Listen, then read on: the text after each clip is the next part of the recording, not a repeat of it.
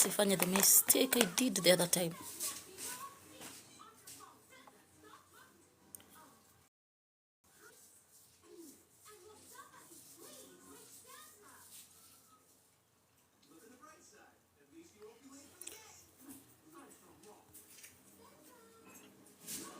Hi guys, how are you doing? Kindly tap your screens, share the live. Tap your screens and share the live. Tap your screens and share the live. Kindly tap your screens and share the live. Kindly tap your screens and share the live. Hata sasa naweza. Tap your screens and share the live. Tap your screens and share the live.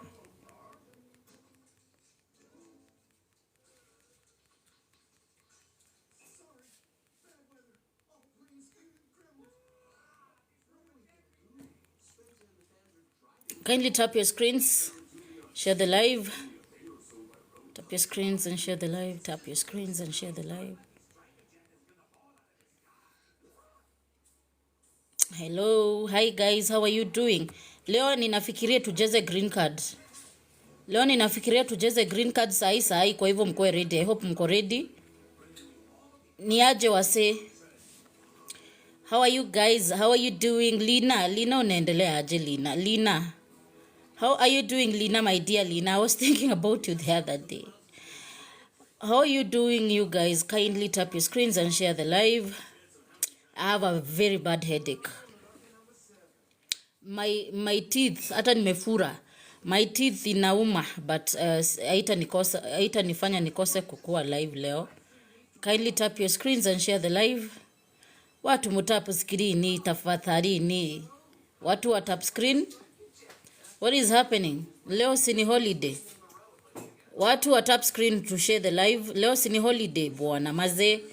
Kindly tap your screens. I'm thinking tujaze green card. Wacha nitajaribu kuona kama Pathways akikuja atawasaidia kujaza green card. Kwa sababu mimi leo ninasikia kichwa kinaniuma, nimefura meno. Kindly tap your screens and share the live. Kindly tap your screens and share the live. Nitaongea 1, 2, 3 things. I was to do a video on YouTube. I had promised you about green card. But wacha tuifanye live saa hii. Watu wa tap screen tafadhali, we share the live. Tap your screens and share the live. Guys, come on. What do you want? I look strange. I know I look strange. Sijabomoa nywele bwana. Nilikuwa like I lost my dad. I told you and si lazima.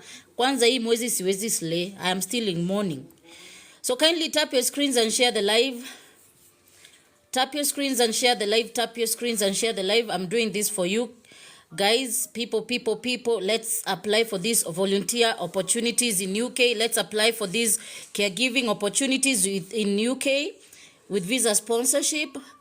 Wacha to apply hizi kazi. Kindly tap your screens. Nimesema msiniangalie. I am still in mourning. Joyce, I think Joyce niwe tulinini. We are really waiting for a good positive reply from one of those companies. Ama si wewe. Watu wa tap screen and share the live. Sijui mnataka muambiwe nini ama you want me to speak in English. Kindly tap your screens, share the live. I said we are applying green card. I also want to talk about volunteer opportunities that when you have as little as 150 you will go to UK and volunteer. And right now wamekubalisha watu na familia zao under tier 5. So under tier 2 kumbuka walifunga visa. Yani walifunga dependency visa. Walifunga. But under tier 5, that is volunteer, wamefungua. So kindly tap your screens. Let me go to watu. Kindly tap your screens. Nataka pia mkuwe ready. The ones who are ready, I think if you have an extra device tutajaza green card leo. Oh my lord. Okay. Kindly tap your screens and share the tapini screen. I have a sitting headache. Kindly tap your screens and share the live. I have a seething headache but sitakosa kuwahudumia. So I am going to give you some volunteer companies zenye zitawapea tier 5 visa. of which you can go with your family. And I said as low as 150,000 you can find yourself in UK volunteering, because watakulipia ndege ya kurudi. Ndege ya kurudi watakulipia, ya kuenda peke yake ndio utajishughulikia. Okay? Do you have any question as of now? Hi Urban Craft, how are you doing? Okay. I think most of the people I see here today are visitors. It's their first time. I really have a sitting headache. I have a sitting headache. Nimefura juu ya meno. Yeah, thank you.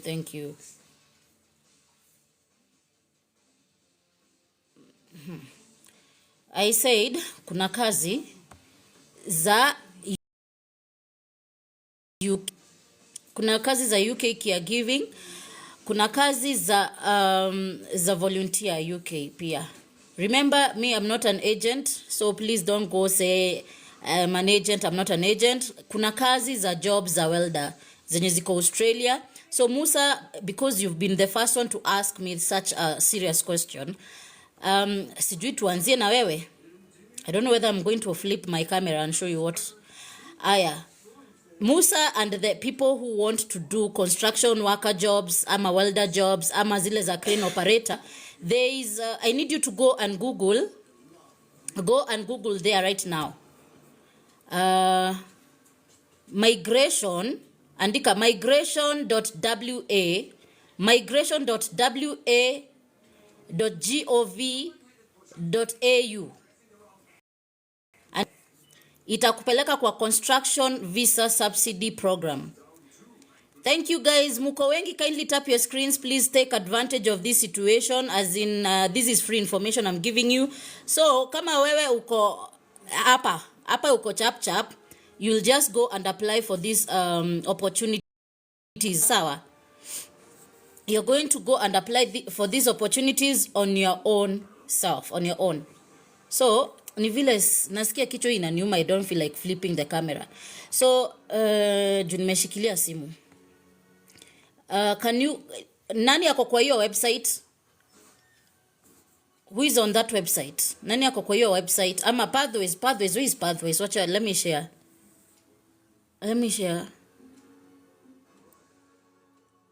Kwake. Kindly people, you are many, tap your screen so that tuanze kuangalia. Kindly tap your screens. Nimesema kama we ni msee wa construction na unataka kulipwa 10,000 Australian dollars kwenda, ama that is they are going to guarantee they'll pay for you the whole process. Nimepeana website inaitwa migration.wa.gov.au. Kindly tap your screens. Nimefanya hivyo kwa sababu kuna kijana, wacha nimuite kijana juu sijui kama ni mzee ama ni mbabas, ameniuliza stories of construction. I was even talking about different things, but because kuna mbabas amejitokeza hapo akaniuliza hiyo swali, that is why I'm giving you that website. So anybody who is in the construction industry, kama umeingia hapo, you scroll down.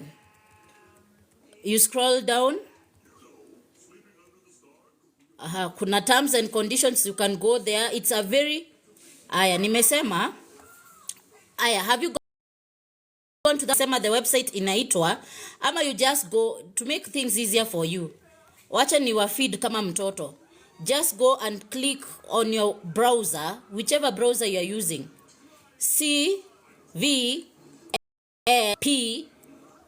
CVSP Western Australia. Click CVSP, okay, Western Australia. When you Google that, ama whatever you use, Bing or whatever, you go to ile imeandikwa Migration WA.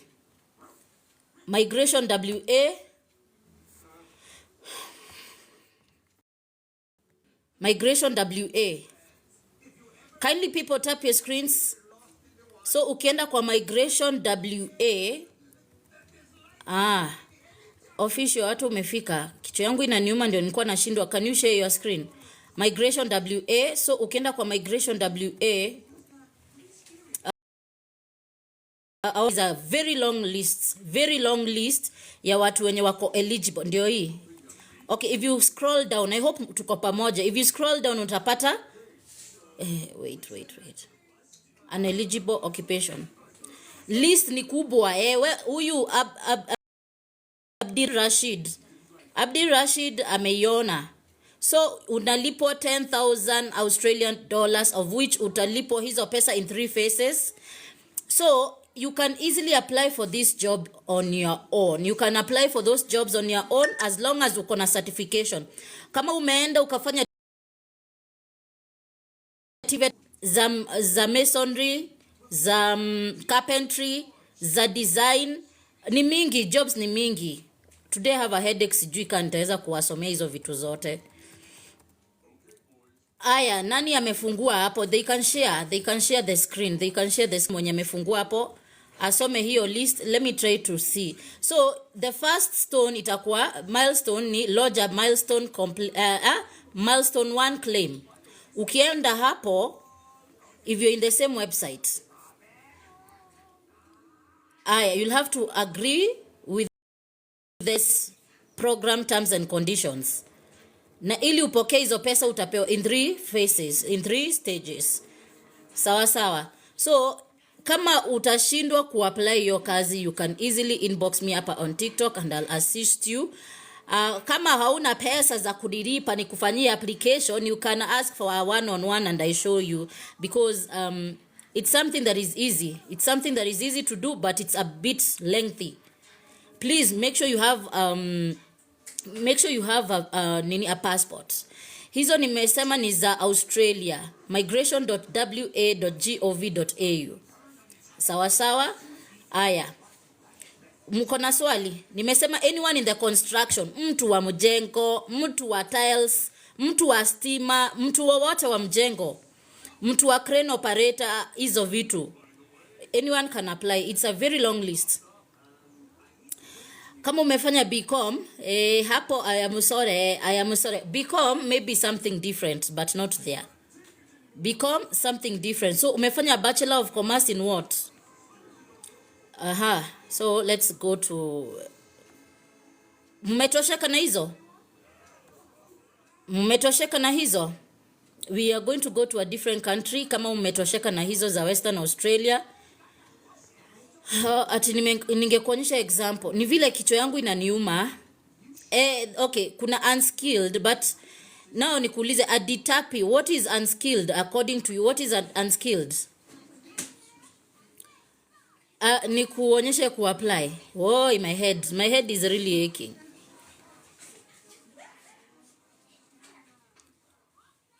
My head is really aching. Kindly tap your official. When you official ama when you pathways. Anything Canada, I'm ready with the tools. Which tools? Yeah. Housekeeping zimeja. Housekeeping ni mingi. Kindly tap your screens, people. You're so many. Okay, aditapi Canada jobs. Okay, fine. Hizo ziko. Okay, wacha pathways atuonyeshe, sawa. In the meantime, kindly tap your screens, tuko wengi, so we are going to flop in this live. Please understand, like meno yangu imefura, so nasikia naumwa na kichwa. Kindly tap your screens. There's something else I wanted to show you. The hell.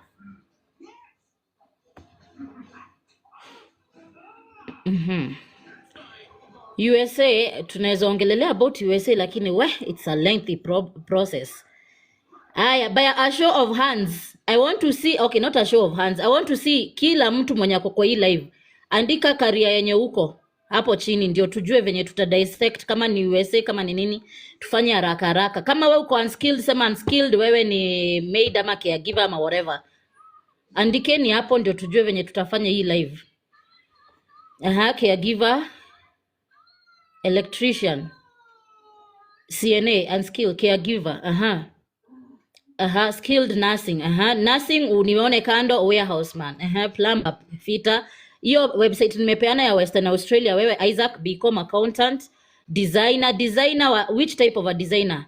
Unskilled. Nursing Australia. Nurses wote wanipate tuongee kando. Kwa inbox.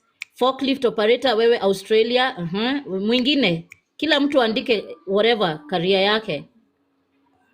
Kila mtu andike career yake hapo chini. Pathways, we are waiting for you. Higher dressing, wewe uko kwa cruise ship. Unskilled construction warehousing. Wewe uko Australia. Can you hear me? Driver Canada. Pathways. Yes, can you Massage hear me? therapist. Cruise ship wewe. Caregiver. Can you hear me? Fashion and design. Okay. Sawa. Pathways, are you noting? Are you taking note of what is going on in the comment section? Yes, I am. And your volume is uko chini. Ama ni simu yangu? Haya. No, it's your volume.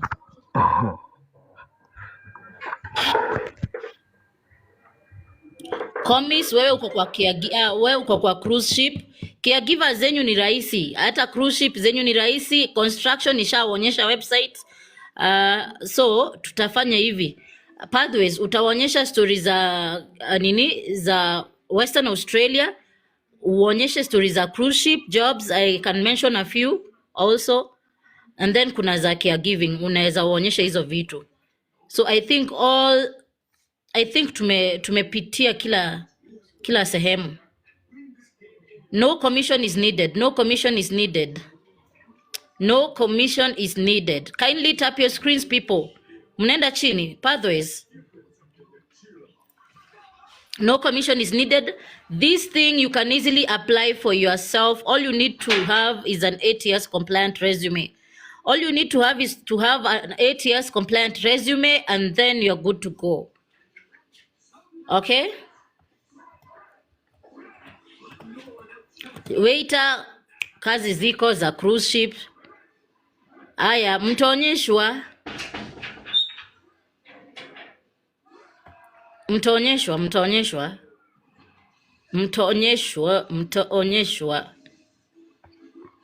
Process.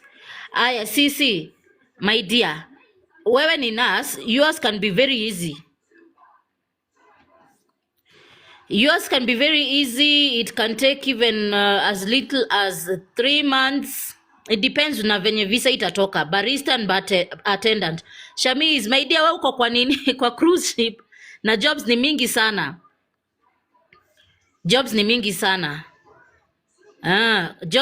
sana. Any other question? Pathways, bwana umetuweka. You have kept us. That resume just hit my inbox. I'm going to do your resumes that are 8 years compliant kulingana na standards za kila inchi, kila dunia. Kindly tap your screens. Pathways. Haya. Umekaa sana.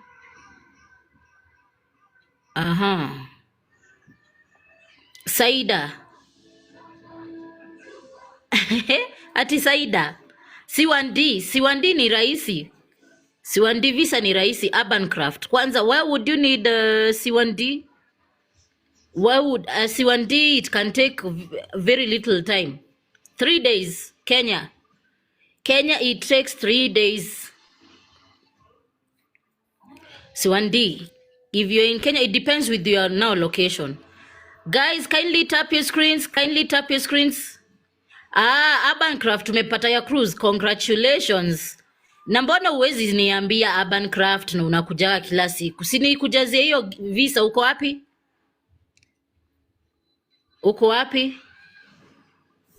And which ni cruise gani imekuita? Aya, Mbugwa stories za CV, you just hit my inbox. Even today there was somebody who was assisting kufanya interview ya nini naitwaje, assistant storekeeper kwa cruise ship. Oh, Disney Cruise. Wow, that's nice. Zile zenye nilipost juzi ama ni gani? Kuna zenye nilipost juzi za Disney kwa group. Aya, anyway, Urban Craft, if you need my help, you'll just hit my inbox. Kama sahi si yuko busy. Yeah, you should tell me as early as possible, please. Hi. instead of uende ulipishwe. Kama unaweza jifanyia visa ni sawa, ukishindwa kujifanyia utaniambia. People kindly tap your screens. Pathways, umetukalisha sana, you have really taken up our time. Ni sawa, nimekuja. Let me come. Wacha leo nijaribu nione kama nakuja na video pia mimi. Let me see if I can come with the video. Tumekumiss. Jobs za construction ziko, unajua adi tapi nini Canada siku hizi wameanza kuweka nini kulimit, si ni ukweli? Wameanza kulimit and that was the last time I had. So saa hii si yuko very sure, not unless ni caregiving, but sisemi wezi pata. Pathways, Yes. hiyo jina yako inatosha, wacha tukuite tu official, and especially right now I have a headache.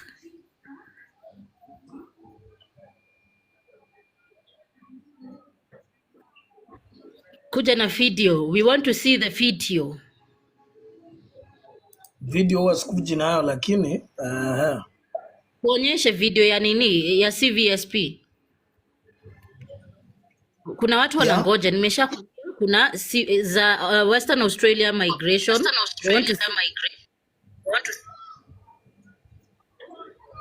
They want to see.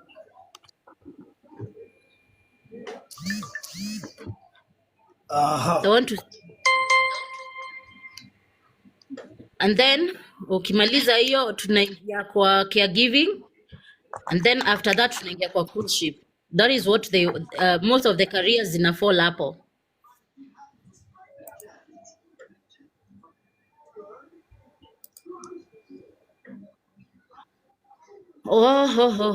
Joy, nimesema kila nurse tuonane nyuma ya tent. Sawa sawa. Aditapi. There are many.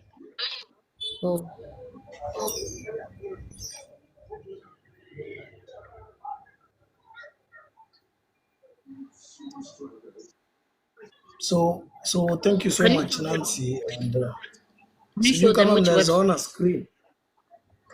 Yeah, we can see it.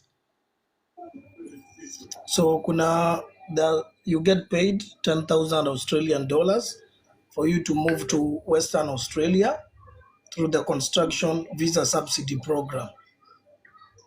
Okay, so unaona kuna pesa iko hapo, watu wanalipwa, nyinyi mko offshore skilled migrant, ndio hiyo hapo 5,000 na 5,000, but you are not paid the whole amount at once. You actually get paid in milestones.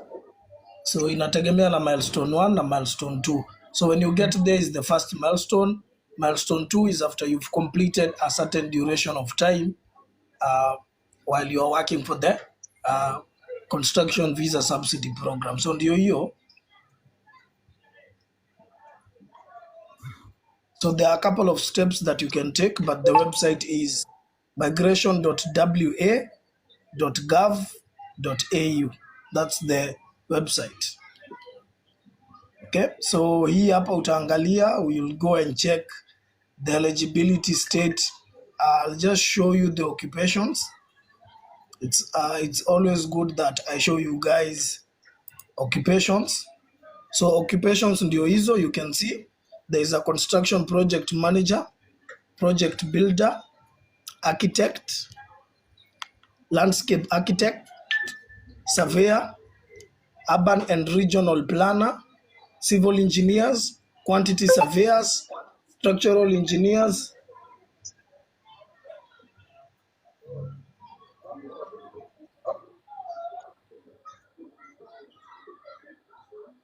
Okay, architectural draftsperson, and then kwa watu wengine wote kuna bricklayers, stone masons, carpenter and joiners, carpenters, finishers, paint workers. By then, so many plasterers, roof tilers, wall and floor tilers, kuna plumbers, kuna paka roof plumber, drainers, air conditioning and mechanical service plumbers, lift technicians, electricians, air conditioning and refrigeration mechanics, cablers, landscape gardeners. Hapa sasa ni watu wote unskilled. Landscape gardeners. Mojua pia nyinyi mko kwa construction visa subsidy program. Cabinet makers, interior decorators, fire protection and equipment technicians, contract administrators, crane, hoist or lift operators, earth moving plant operators. Sasa hapa kwa earth moving ni nyote, watu wa graders, watu wenye wanafanya kazi na shovels, excavators, bulldozers, nyote mmewekwa in general hapo. Backhoe operators, excavator operators, loader operators. Loaders kuna low loaders, road roller operator. Umesikia? Roller ndio wako kando, lakini hao wengine wote earth moving plant operator in general. Concreters, scaffolders, steel fixers, driller assistant. So you can actually get the copy of the eligible occupations if you need it. I can be able to send it to anybody who is interested in this particular list. You can go and check the requirements. There are different particular requirements. Kuna 482 visa sponsorship jobs hapo. Utaenda ujue ni nani yako kwa 482 visa sponsorship. Kuna wengine wako kwa eligible for the 494 visa sponsorship, 186 visa sponsorship. Alafu kuna kitu inaitangwa DAMA program. Hapa kwa DAMA program, this one is what you guys need to be eligible of. So a DAMA is a formal agreement between the Australian government and a regional state or territory authority that provides access to more overseas worker than a standard skilled migration program. So watu wa low loaders, concreters, scaffolders, steel fixers, cabinet maker au wote, electricians na wall and floor tilers, nyote mko eligible for the DAMA program. Hata carpenters, civil engineering technicians, civil engineering draftspersons, all of you are eligible for the DAMA program. So ukitaka kujua all that, feel free. I'll be able to put the link. Nitawekea your link. Anybody who is interested, you can go and download that particular link. And you can be able to see which particular program, which particular program you are eligible for. Okay? So kama kuna mtu ako na swali anaweza niuliza saa hii. Nimeona watu wanataka stories. Thank you so much Morgan. Kuna mtu ako na swali na stories za construction visa subsidy program. Kama uko na swali, this is your opportunity to ask. Na ujue there are different classifications kwa hiyo program. Ati tuonyeshe na moja vile tuna apply urban craft, hiyo ita take, that one is actually going to take a lot of time. Hiyo time hakuna. Hiyo time ndio hatuna. I wish we had all the time in the world. Maybe I would have shown you guys how to go through the complete process step by step. But if you want, you can be able to go to Nancy, maybe you can state your YouTube channel. Okay, yeah, my YouTube channel is Elevate Global. So go to Yes. Elevate Global. Yeah, I actually, by the way, I have a video on that on TikTok. Lakini it's not so detailed, but I can do another. But hiyo kitu ni siwezi eka kwa YouTube. I don't think it is doable. Not unless you have a one-on-one session. Yeah, but you can go to Elevate Global. Yes. You can also go to Pathways Job Seekers International on YouTube. I'll be posting new videos. That Umesahau green card here. Yes. Umesahau yako? Job Seekers International on YouTube, or you go to the link on my bio. Click your link iko kwa bio hapo, you'll be able to go and find my YouTube channel and all the resources that are there. So kuna mtu ako na swali lingine, nimeona kuna watu wanauliza nursing, watu wa nurses mmeambiwa mahali mtaenda, kuna watu wa cruise ship jobs. Cruise ship kuna siri nataka kuonyesha kidogo, it's just something small. I'll just show you guys Carnival Cruises here. Carnival Cruises, kuna so many jobs here. Carnival Cruise, Carnival. Okay.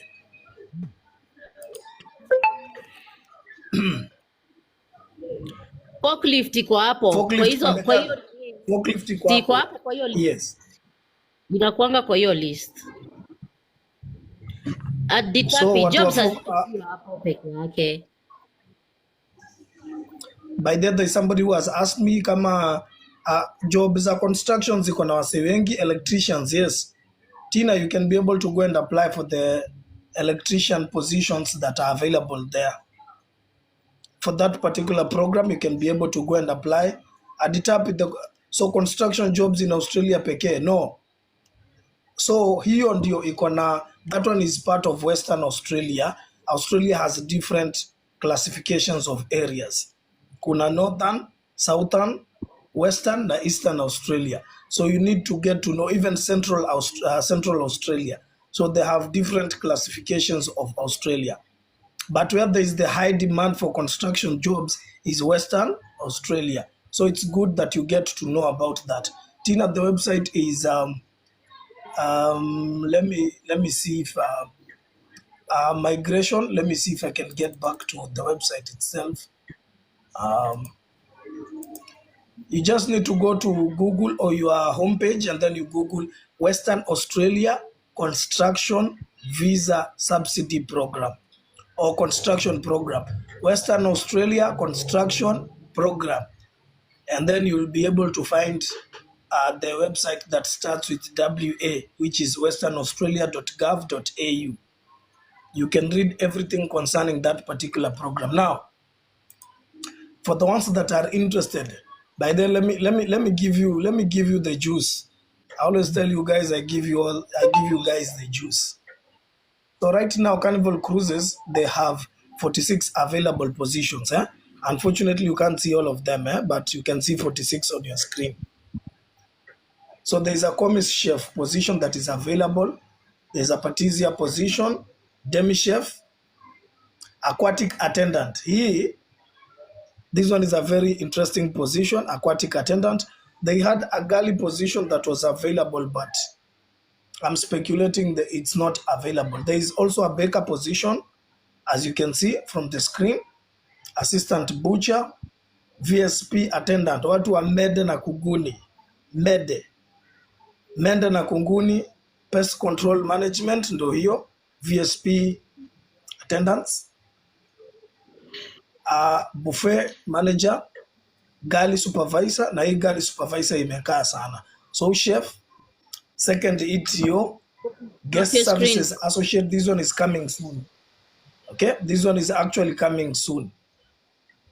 Also, this one, assistant cook, is also coming soon. And the other bar server trainee, najua hii mmengoja sana. So cruise ship, there are, in the cruise ship industry, there are entry level jobs. Okay, there are entry level jobs, and there are also jobs for people who are for example, skilled, and for people who are highly skilled and experienced. So you need to know. For example, if you're looking for a trainee position, this one, they do not require somebody who has very high skills or something of the sort. But maybe you have some certification and you have some experience, maybe 1 year, you've worked as a bar server. Now, if you want, you can go and check this particular position that I'm showing you here, aquatic attendant. I know this one is, so if you're not scared of the water, this one is a very good position for you. I'll just read the requirements for you people, since you can see them in the screen. So you can see here they're saying experience, 1 to 2 years of experience. So even if you have 1 year of experience, you can be able to go and apply for this particular role.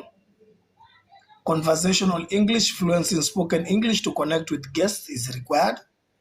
Guests facing experience, physically fit, you must pass your medical fitness test. Can do attitude. So these ones are the requirements. Now if you really want to go for this position, go and apply right now. While being assigned to open deck areas, you must be alert and vigilant to ensure that the facilities are used safely, be alert to controlling crowd behavior and all that, adherence to all values and everything. So you just need to go and apply for this particular position.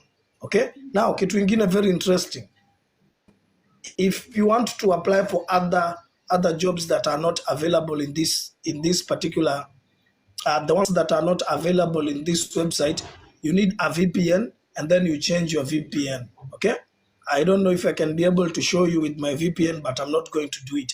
So go and change the location to South America, either Brazil, Mexico, or Argentina, and then you apply for the positions. Utapata jobs zingine tofauti apart from the ones that you can see on your screen.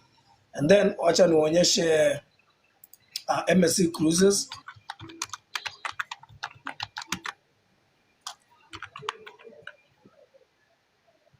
Okay, I'll just show you the onboard jobs. MSC Cruises, you can go and apply. Interview, if you really need assistance in terms of the interview, if you get shortlisted for any particular position and you need assistance, we can be able to assist you. You can contact Travel Abroad Options. Hii jina yako ni weird kwangu, but anyway, totally sounds weird to me. So you can choose, let's say you're looking for housekeeping position, you can see it there. Let's say you're looking for in any department, let's say when into photography, so they have, let me check if they have any photography position right now. So they do not have any photography positions. Let me see if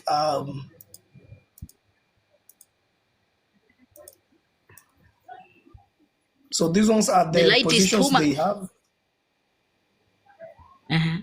So chef, jewelry assistant manager, sommelier, clearance officer, international host or hostess, public speech translator, spa manager, guest service agent, head butcher, cook, sushi master, sous chef, pastry sous chef.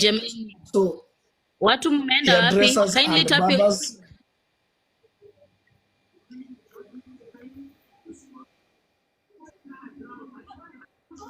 tap your screens, people. Continue. Kuna galley steward hapa wenye wanataka entry level position. Galley steward iko hapa. Hairdressers or barbers. Kuna mtu amesema hapa anatafuta kazi ya hairdresser ama barber. I don't know. I'm thinking there is somebody that alisema kitu kama hiyo.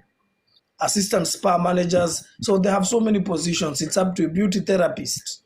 Kama uko hapo unapenda ma makeup, makucha nini, all those multimedia hosts, tailors, show excursion managers, guest service supervisor, assistant wellness and spa manager, entertainment lighting technician, beautician, hair/nail, desktop publisher. So there are so many jobs. Kitchen steward, head cleaner. So kama unataka entry level position, if you really need an entry level position, go and check the kitchen steward, check the head cleaner position, go and check the galley steward position and the assistant cook position. So there are so many jobs that are available. Viking Cruises. Viking Cruises, I'm going to show you right now. Thank you for the people that are gifting me. I can see Morgan, Tunda00, and all the others. Thank you so much. So they have so many available positions, as you can see. I'm going to show you how to website, please. Yes, I'm talking about the website.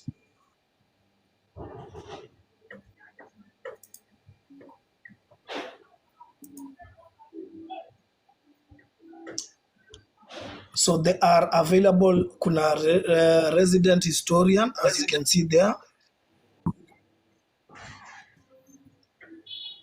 There are housekeepers, first housekeeper position. By the Viking Cruises pays very well, so that you may know. So chef de cuisine. So there are so many jobs that you can see there. Technician sound, public health officer. So those ones are the available positions. They had a galley steward position. It has already been filled, if I'm not wrong. So go and apply for the global positions that are there. Okay? Thank you Morgan. Hicho ndio kinaniuma. Kuna mtu ako na But swali? niko Is there sawa. anybody with a question? Is there Haya. anybody with a question? Is there anybody with a question? I want Pathways. to address your questions. Pathways kiasi. Before they ask you questions, ama as they're asking you questions, nilikuwa nimeongea about tier 5 volunteer, of which saa hii UK wame allow watu waende na familia under tier 5. Na niko na a couple of them, nataka ufungue different tabs. Kuna moja inaitwa the donkey sanctuary UK volunteer. The donkey utawaonyesha, and then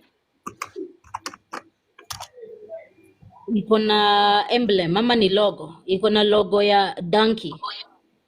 Utaona hata Kenya kunayo, but hiyo ni the donkey Ndio sanctuary hii UK. hapa. Umeiona? And Yes. then kuna your voice in health and social care UK You are? volunteer. Unaona? You're Your saying? voice in I've health not and heard social care. Your your voice voice in health in health. and social care UK. Itaandikwa YVHSCS apostrophe S. Umeiona? And Yes, hiyo that's the website. Alafu kuna ingine ya mwisho inaitwa Youth League UK. So if you can maneuver through those youth. websites, uonyeshe Youth League UK. So people, I said with Sawa. as little as 50,000 Kenya shillings, you can move to UK. Kile pesa kidogo ama miji utakuwa ukipewa kwa sababu they are going to facilitate your transport kurudi. That is why it is cheap. Some of them are going to give them, they are going to give you their whatever, za kusema they are going to be sponsoring you. Kwa hivyo bank statement, lakini ni vizuri ukuwe na, okay, ni vile, I don't know whether you can go there. Just go to GOV, uonyeshe what I'm telling you. GOV, goja.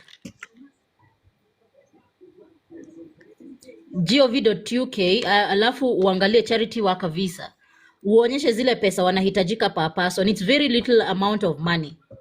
I want you to show you, I want you to show them. Okay, coordinating when my head is aching is a problem. Yes. Charity worker visa.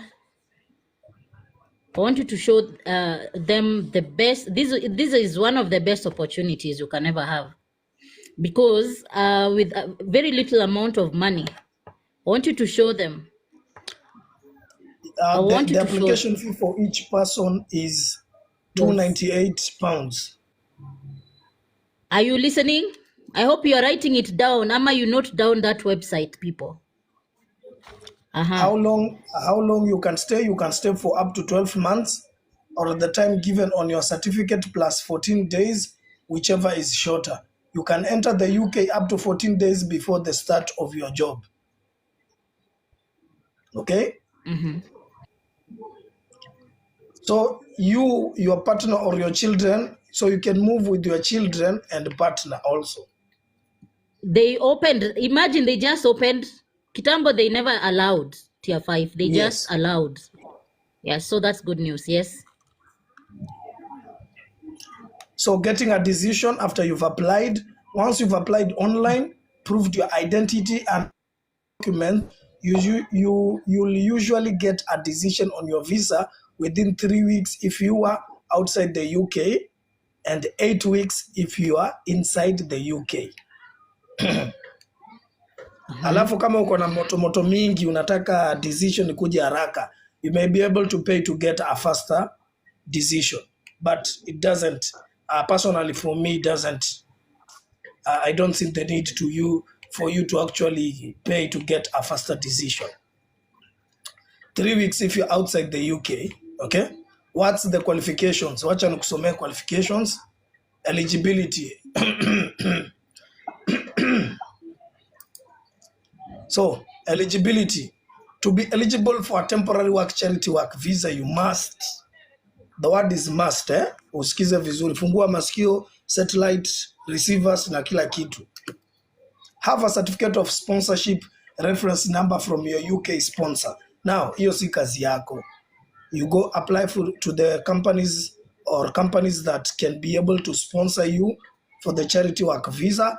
You are going to get the certificate of sponsorship and the reference number from your UK sponsor. Okay? So you'll need to have, you'll need to be the ages of 18 or above when you apply. So you cannot apply when Stella you're below Dinda ni the aje. Hata sikuwa nimekurecognize. Okay, yes, continue. Kindly tap your screens, people. Alafu sasa kuna exemptions zingine hapa. You cannot get this visa if you are or a charity work visa in the last year, unless you can prove you are outside the UK for the whole of that time. So, let's say for example, I'm just going to explain. If last year you are under the charity work visa or here hapa, this year you cannot apply for it. Okay? So the next time you can apply for it is 2025. Okay? So even ndio kuko. But there are other ways when you actually secure yourself the charity work visa, you can be able to maneuver through the charity work visa, and you can be able to secure yourself a visa sponsored job with the tier 2 visa sponsorship. Okay? So your employer must make sure your job meets UK employment law.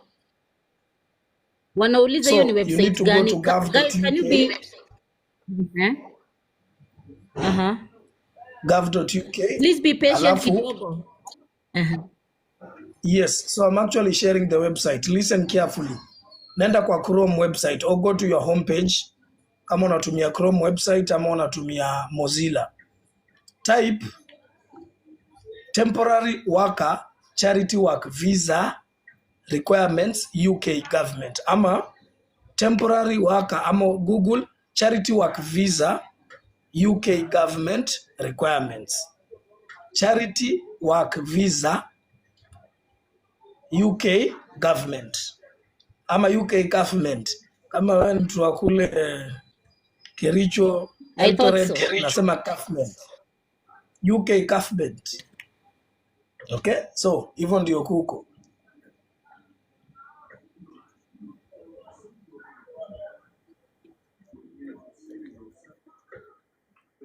So nilikuwa nataka uonyeshe hizo pesa, how money to support yourself, that's the most important.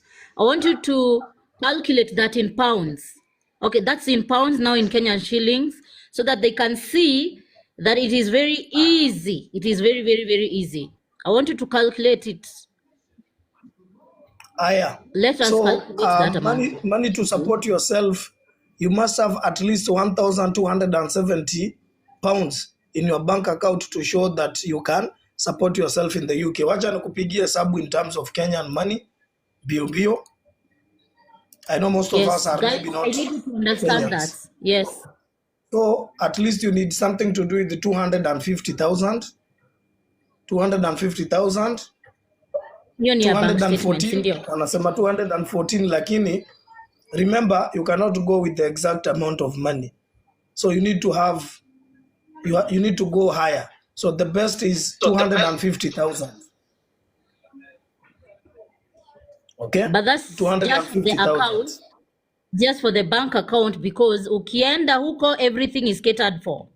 Ukienda huko everything is catered for, including flight yako ya kurudi nyumbani, food Sally, you asked and inside you have to shelter. find the company. Sally, I think you've joined us right now. So we've already talked about the companies, but we'll go through them again. Okay? We'll try and see if we can go through them again. So Nancy, go on. Mimi nikusikiza. Aha. No, nilikuwa nawaambia this amount of money you will need it to show ukienda kwa embassy ndio upewe visa. Remember, ukifika UK everything is going to be catered for you. Everything is going to be catered for you because you're going to volunteer and then you're going to have a monthly stipend. Don't expect like you're going to be paid per hour kwa sababu si kufanya kazi, utakuwa kuvolunteer but haitakuwa pesa kidogo vile. And then after 12 months, because you have seen this charity worker visa is 12 months, you go back. So utakuwa umeenda umefanya networks, umeconnect na watu, then you can easily go back to your country after that visa type duration may expire. Then you go back to UK with a tier 2, which is a skilled worker visa. Sawa sawa. So if you need any answers, you can just inbox me and then I will explain to you what exactly we mean. So na mmeona you need very little time. Yes, you can serve 2 companies. By the pathways, they can work in a different company under the same visa sponsorship, tier 5. Yes, it is Okay. possible. So bado Na nasoma, mahali I'm still reading the documents. So the documents that you need to provide are your certificate of sponsorship reference number. Your employer will give you this. That one I had stated before. A valid passport or other document that shows your identity and nationality. Are you guys talking about campaign volunteer? So campaign even that one communities is and the massive. volunteering program are part of it. Sally, so they are still part of this particular program. So hiyo ni ya kwanza, valid passport, and your passport need to be valid for at least 1 year. Kama utakuwa umeenda 1 year, you need to have your passport ready and it has to be valid for at least 1 year. It has to be over 1 year. Evidence that you have enough personal savings to support yourself. For example, bank statement, unless your certificate of sponsorship shows your employer can support you. So there are some employers see? that can be able to support you. That is also something I wanted to state. Proof of your relationship Yes. with your partner or children if they are applying with you. So kama hamna any relationship, usiende kudanganya. It is going to affect your chances. So kama unataka mtu muende na yeye, this is the time to get your documents and your paperwork ready. Your TB test. Now pesa yote yenye unahitaji ya sisi you're asking na kama uko na host wanakusupport now. Sisi, that one is a very tricky question considering the fact that you'll not be living with the host. Atakuwa akiishi within camp. You will be living Yes. within the camp because they provide you with accommodation. Unischool, is there age limit for children? Hakuna age limit ya watoto. Lakini ujue miaka 18 si mtoto. But anyway, we'll come and talk about it. Let me first of all check that requirement for you. Your child should be under the age of 18. Okay? Hapo ni vizuri ujue. Your husband, wife or civil partner or unmarried partner. A dependent partner or child is any of the following: your husband, wife, civil partner or unmarried partner. Your child. Now, Jopiwa, hapa kwa bank statement unaweza tumia mtu. Now, bank statement yenye unaweza tumia, let's say ni ya bibi yako. I'm going to use that particular. Now, ukitumia bank statement ya mtu, there are some limitations that come with using somebody else's bank statement. Okay? Sal, is there any age limit for grown-ups? Hawajaandika age limit ya grown-ups. I've not seen it in the requirements, so it's not, there is no upper age limit for the requirement. But you need to be at least the ages of 18. Okay? Sawa sawa. So, your child under 18 years, including if they were born in the UK during your stay. Your child over 18 years, if they currently have permission. Okay? I hope unasikiza mwenye ameuliza story za watoto. Siblings, forget about it.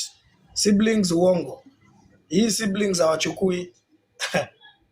Sisi, There is no particular visa where you can go with your siblings. Bado I've done these things for a very long time. Sijaiona visa yenye inachukua siblings.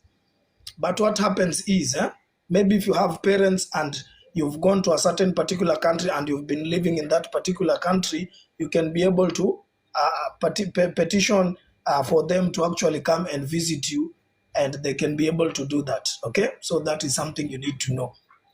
So umesema your child over 18 years, if they currently have permission to live or enter or live to remain to be in the UK as your dependent. So iko na requirement. Okay, so iko na requirement hiyo if your child is above 18 years.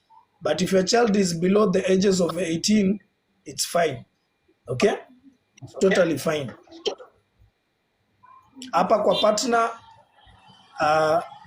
partner iko na vitu mingi. And then your child should not be married or in a civil partnership. I hope hiyo pia iko hapo, so you can go and check the requirements.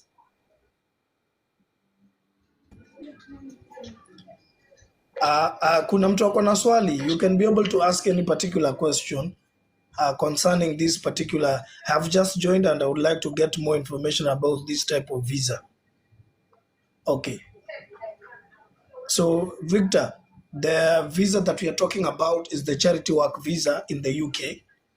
You can be able to work in the UK for 12 months or 1 year, okay? And you can be able to move to the UK with your dependents, which include maybe your wife or your husband or your child, okay?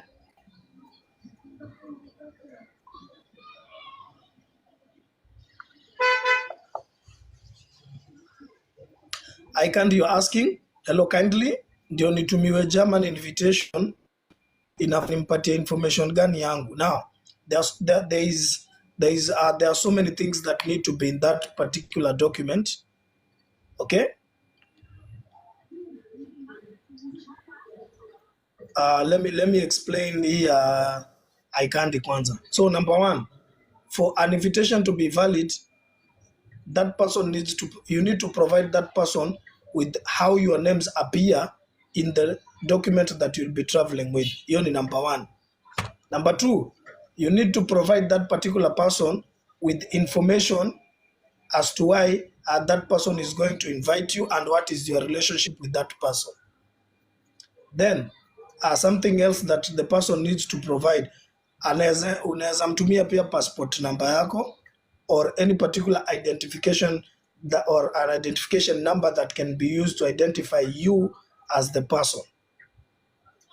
Okay? And then they can be able to send you the invitation together with the supporting documents so that you can be able to have a very strong invitation letter.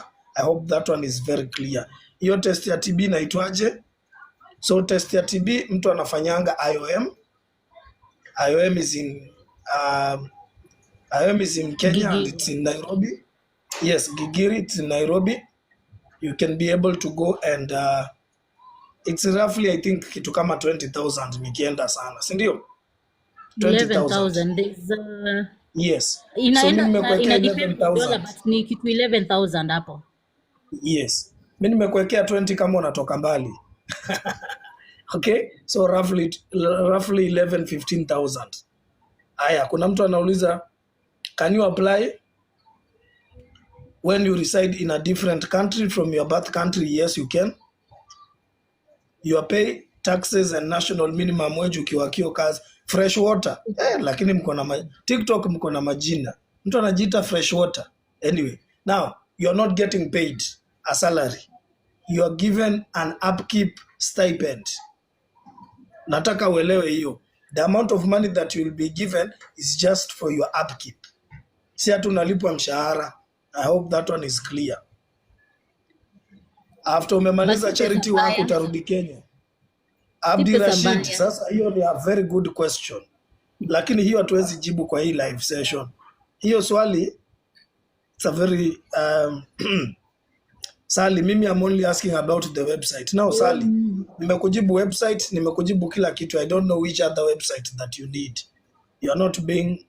Your question is not clear. How to apply? How to apply? You need to look for a company that can be able to sponsor you. You go and apply for the volunteering position in the licensed companies. After you've secured yourself the volunteering opportunity, they will be able to send you the document to show that they have given you the certificate of sponsorship. You're going to use the documents from the company to go and apply for the visa. Everything is Victor, requirements tushasema. Russia hizo requirement, Russia hizo requirements za invitation tena please. Classy handbag. Or nirudie ama ni Russia? No, aende kwa website, come on. Let's go to the website. Yeah, I've already... Yeah, kwa website. Yeah, I can't. You need the TB test for you to complete the whole process. You need to do the TB test. Hiyo nimekwambia inafanyiwa IOM. How much will it cost? How much will it cost the whole process? Hii process yote ukiwa na kitu amount of money you need 250,000 to show, and then you need the 20,000 for the IOM. Okay, wacha niweke tu 12,000, 13,000. Utajilipia flight, so you'll also need to have some money to process the flight. So nishakupangia sababu yote. I think hivyo ingia kwa hizo websites because now they're asking which kind of charity work. It depends kwa sababu kama hii inaitwa the Donkey Sanctuary, you'll be taking care of donkeys. Kuna hii Your Voice in Health and Social Care iko tofauti, Youth League iko tofauti. Kuna zenye you'll work even as caregivers, kuna zingine utakukifanya kama shopkeeper. So volunteer can be even in church. There are very many diverse volunteer opportunities. So it depends with the organization. It depends with the organization. Now, the reason as to why mulienda kwa gov.uk, I hope mnanisikia. The reason why we wanted you to go to gov.uk so that you can understand this visa type. And then now we are going to show you the websites where you're going to apply for these job opportunities. According to Stories at Stipend, it's gonna depend on the company itself.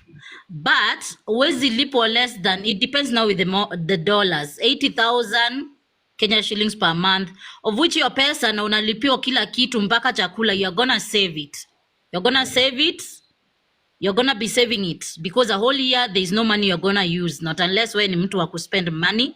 And then tumesema after you acquire those 12 months umefanya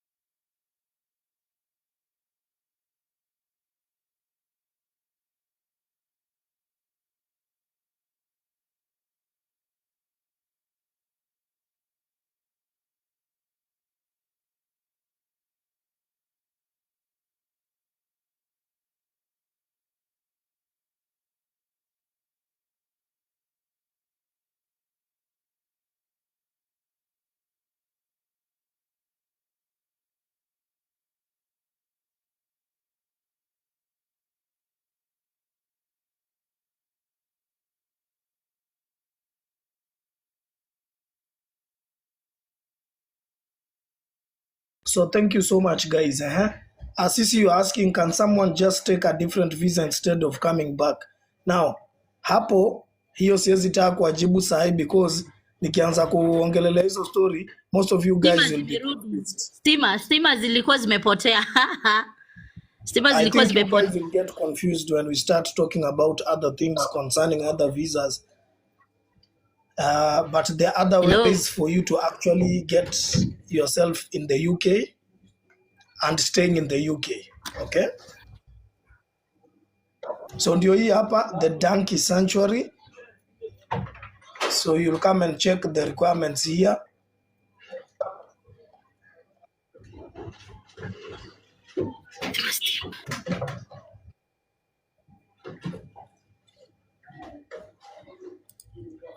Washa.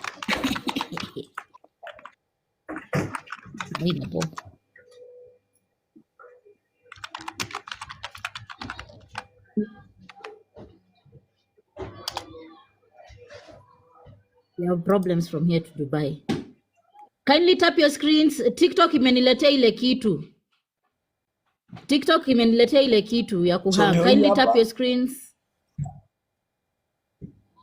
So ndio hiyo hapo kuvolunteer with us. Join our team of dedicated volunteers as you can see. So utasoma kila kitu. So you can read everything that concerns the volunteering program here in the Donkey Sanctuary. Na by the way, kama upendi donkeys usiende kuvolunteer, please don't go. If you don't love donkeys and you cannot handle animals, don't go. Lakini kama wewe ni ule mtu unapenda animals na kila kitu, this one is so you can check, you can read everything there wanasema who can volunteer.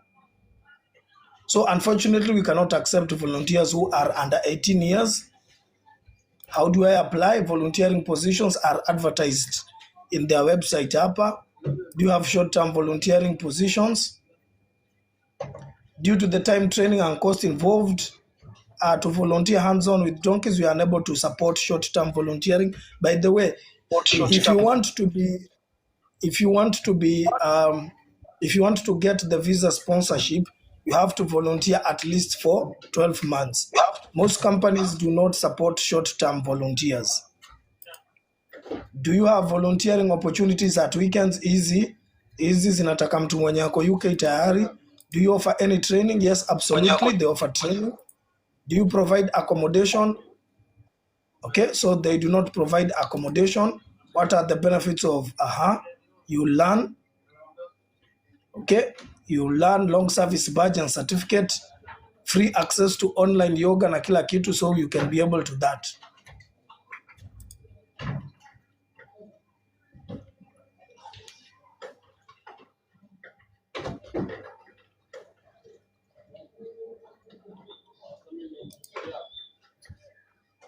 Kuna mtu ako na swali guys? Do you have anybody with a question? So you can read everything, okay? You can go and read everything. The website is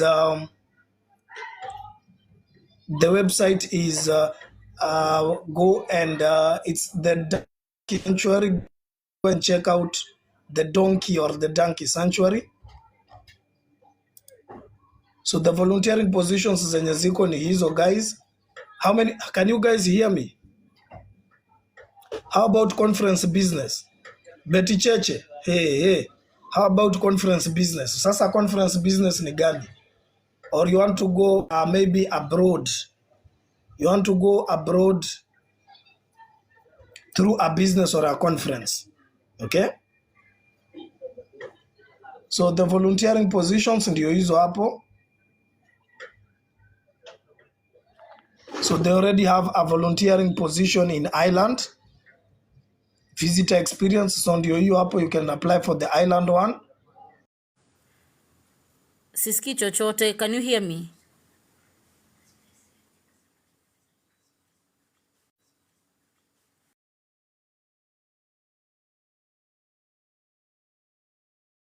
Sija kusikia. Mbona hizi stima zinafanya Can you hear me?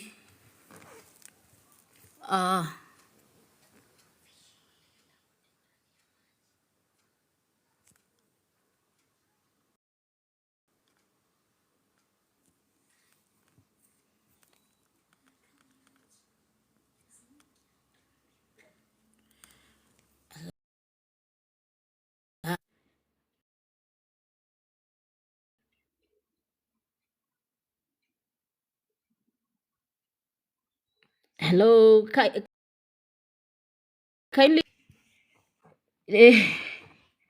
jameni. Jameni. Aya. Sawa, asanteni kwa kutulia. You can continue.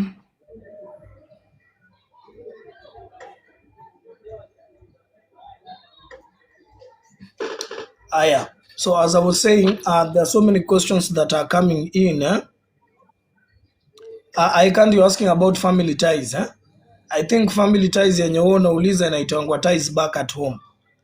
So the ties back at home is, number one, you need to be somebody whom you can be able to provide to show that you'll be able to go and visit that particular country that you're going to and come back home to your country. So hiyo ndio inaitangwa ties back at home. Okay, so what can you provide? Number one, you need to provide a work employment contract and a letter of leave. Work employment contract shows that you are employed in your home country. Number two, what about caregiving volunteers in homes for the elderly? Yes, you can go to Newton D.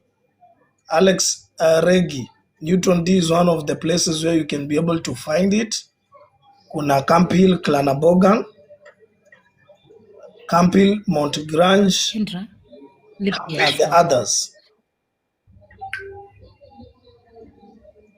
Nancy, you're saying something. Continue. Aya. So you Umekaukiwa can go and mdomo. check those ones. Aya. So ties back at home, and I hope everybody is writing them down somewhere. You need to provide tangible ties that will show that you'll be able to go to the particular country that you're going to and then come back. Nimesema ukienda provide a work employment contract. Let's say you are working for the government, you'll also need a letter to show that you'll be on leave during that particular period that you're going to go. Na hiyo letter of leave inasema huyu mtu tumemruhusu aende akafanye kazi to this particular, tumemruhusu aende likizo alafu atarudi kufanya kazi. So basically that's the important one. Ukienda provide employment contract and then you leave out the letter of leave, your documents will be unsatisfactory. Aya, kuna kitu inaitangwa bank, kuna kitu inaitangwa title deed and it has to be valid. Si vitu za kuokota. Okay? Si vitu za kuokota, those ones have to be valid documents. Then you need to provide documents, maybe uko na mtoto, birth certificate ya mtoto, family members na watu kama hao. If you are married, you have a marriage certificate. And then you need to be able to explain questions like why you are not traveling with your spouse. Ujue ukisema uko married, lazima you have a very good answer to that particular question. Why you are not traveling with your wife? Maybe you are going for leisure. Okay? So there are so many ties back at home. Kuna registered business na unaoneshana pia unalipa taxes. So usiende tu kupeana tu at the CR12 ya kuoneshana umeregister kampuni and you do not show you've been paying taxes. Okay? So all these are ties back at home. Now, akina waomba website. Sali, tumekupatia website, tumekupatia kila kitu. I don't know which other, sijui unataka website gani tena ingine. Okay? So, thank you so much guys. We've talked about the charity work visa. Mmepewa hizo institutions. Huyu anatusumbua bure huyu sasa. Anyway, so you can go and check out. Sally, fanya aje. See, there is a group. I think you hata juzi ulikuwa hapa. See, I told you about Newton D the other day. I'm gonna post them in my group. So if you are not in my group, just hit my inbox. I'll give you the link to my group. Ukiingia kwa hiyo group, you just scroll up. Just scroll up. Caregiver jobs ziko. Pathways uko nazo. I haven't prepared. By the way, Juzi, I think last week I gave you a very nice thing. I'm not gonna repeat. When walikuwa kwa hiyo live waliangukia sana. And I told you people, all you need to do is to create. Anyway, I don't know what to tell you. Pathways, go to this thing because I'm in a good mood. Just go to this website. Bora mutuitisha ATS compliant resume so that you can attach to those profile. So I'm giving you the best and the very best today. Just go to homecare.co.uk and then we are going to show them what to do. That one is the last one. That is the mother, and it's because I'm in a good mood. This is the second time I'm doing this. So go to that one. So unaona watu walikuwa wamefika 80, sahi wamefika 42. Nishauria wenye watakuwa wametoka. So, okay, let me go to that website as well so that Ndio I hii can show hapa. you what, so that we can be in coordination. So ndio hii hapa Home care. nimeonyesha. So these ones are the available jobs.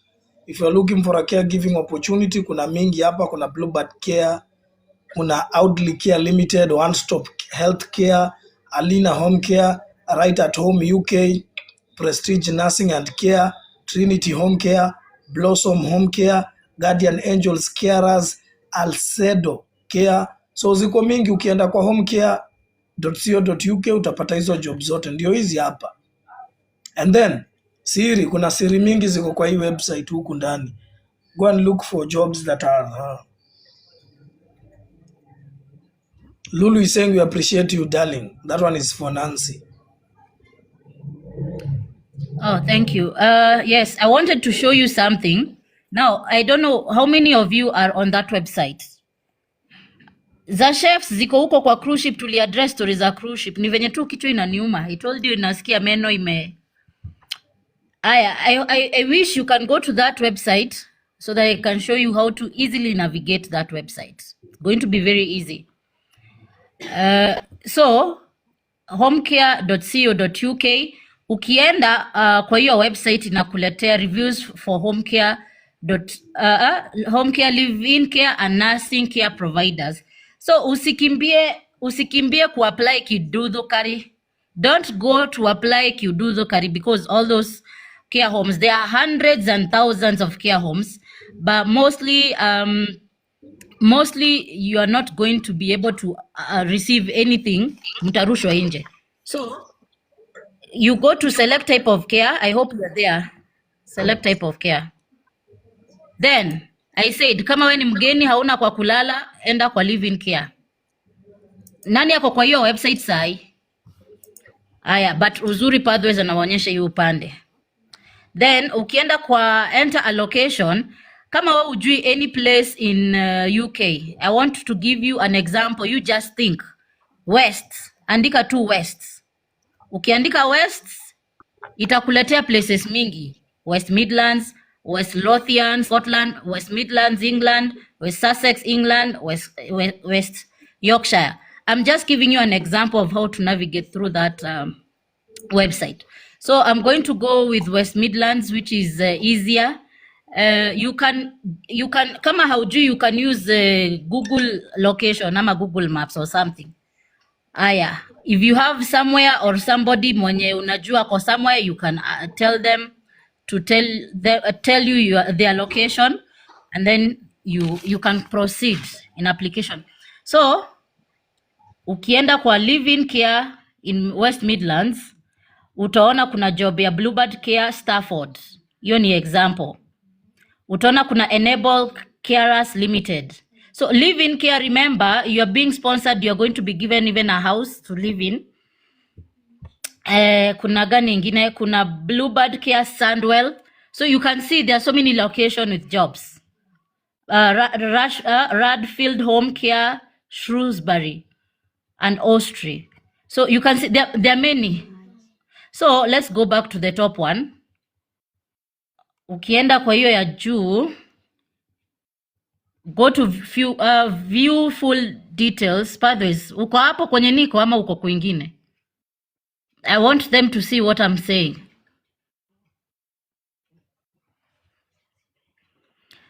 Hatuwezi pin. Pathways,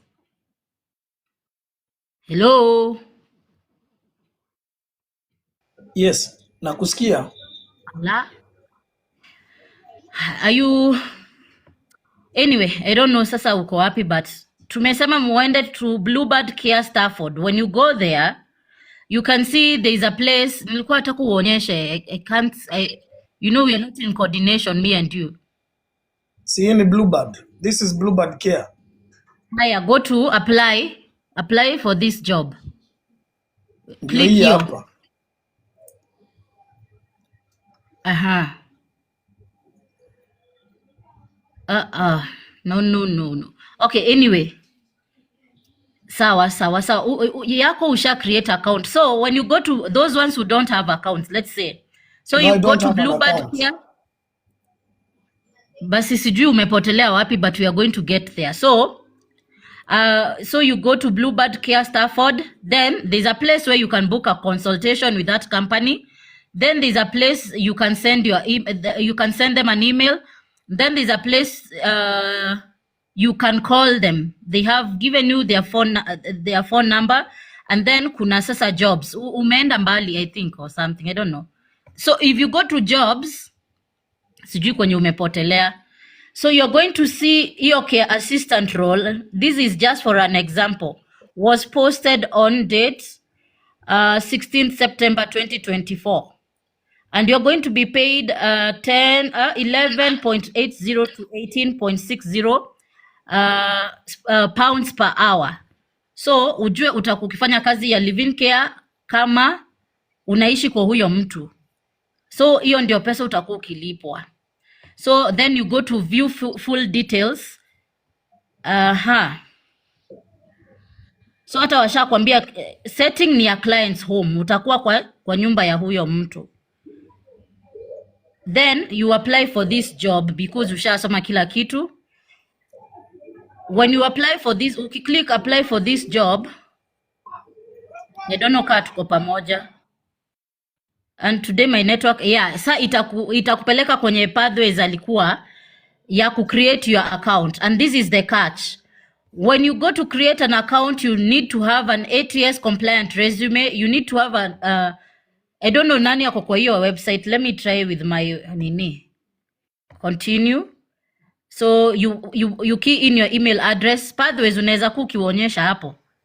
I think sasa tuko pamoja. Don muonyesha filtered the jobs for the living carer jobs. Hizi ni zenye full time jobs as people can see, living carer full time jobs. Kuna zingine ziko na paka per day, unalipwa per day na food allowance. Kuna zingine paka ziko na food allowance. So you choose, there are different companies. So maybe nitachukua, umesema Bluebird Care. You can take any. So acha nichukue hii ya Bluebird Care. Ukasema you read the requirements.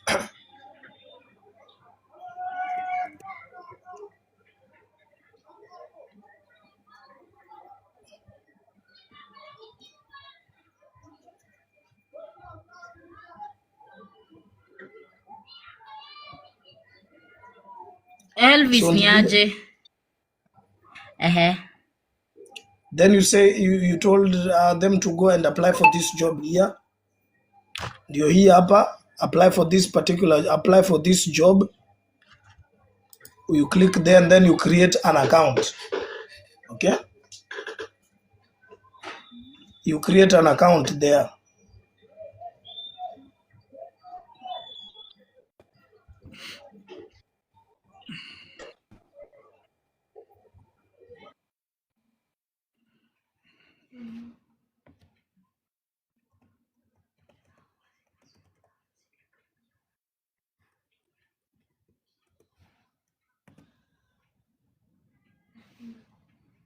Are we together?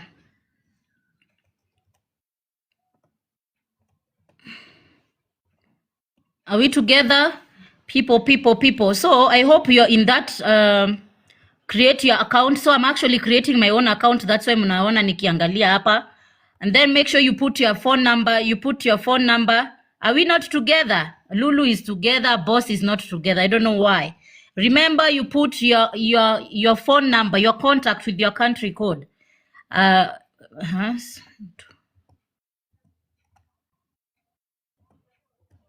Okay.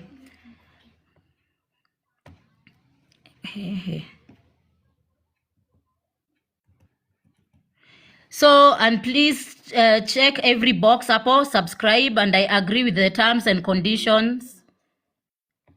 Remember, I get paid for whatever I'm showing you, I get paid for this information. So it's just that I'm in a good mood. I'm in a very good mood. Then, okay, me yangu it's already there. So mimi sasa siwezi ingia kwa hiyo. Mine already exists. Pathways, can you create a website? Mine already exists. If yours already exists. Betty, unaniambia good girl na umwa na meno ni kama niko na taxini huku. Kichwa inaniuma and unaniambia good girl. Unaniambia good girl. Oh, guy, I wish you could give me a flower at least nisikie vizuri. Oi.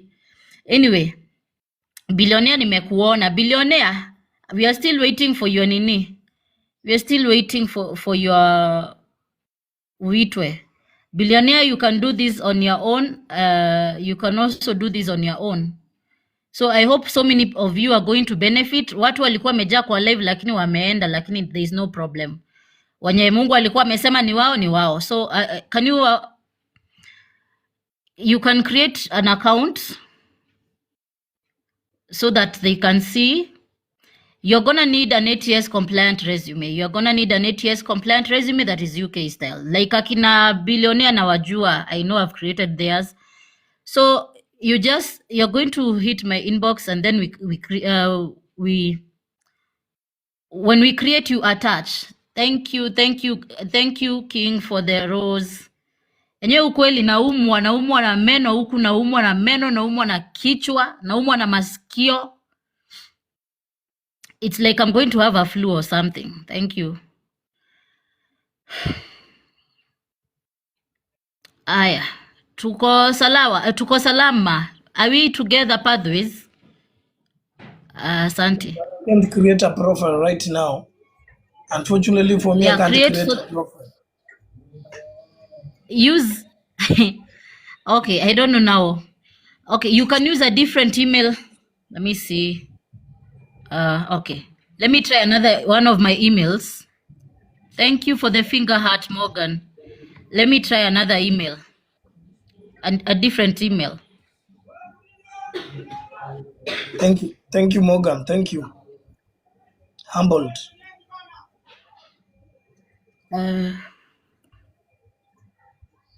Let's see.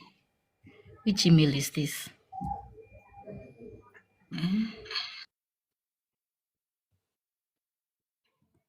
Okay.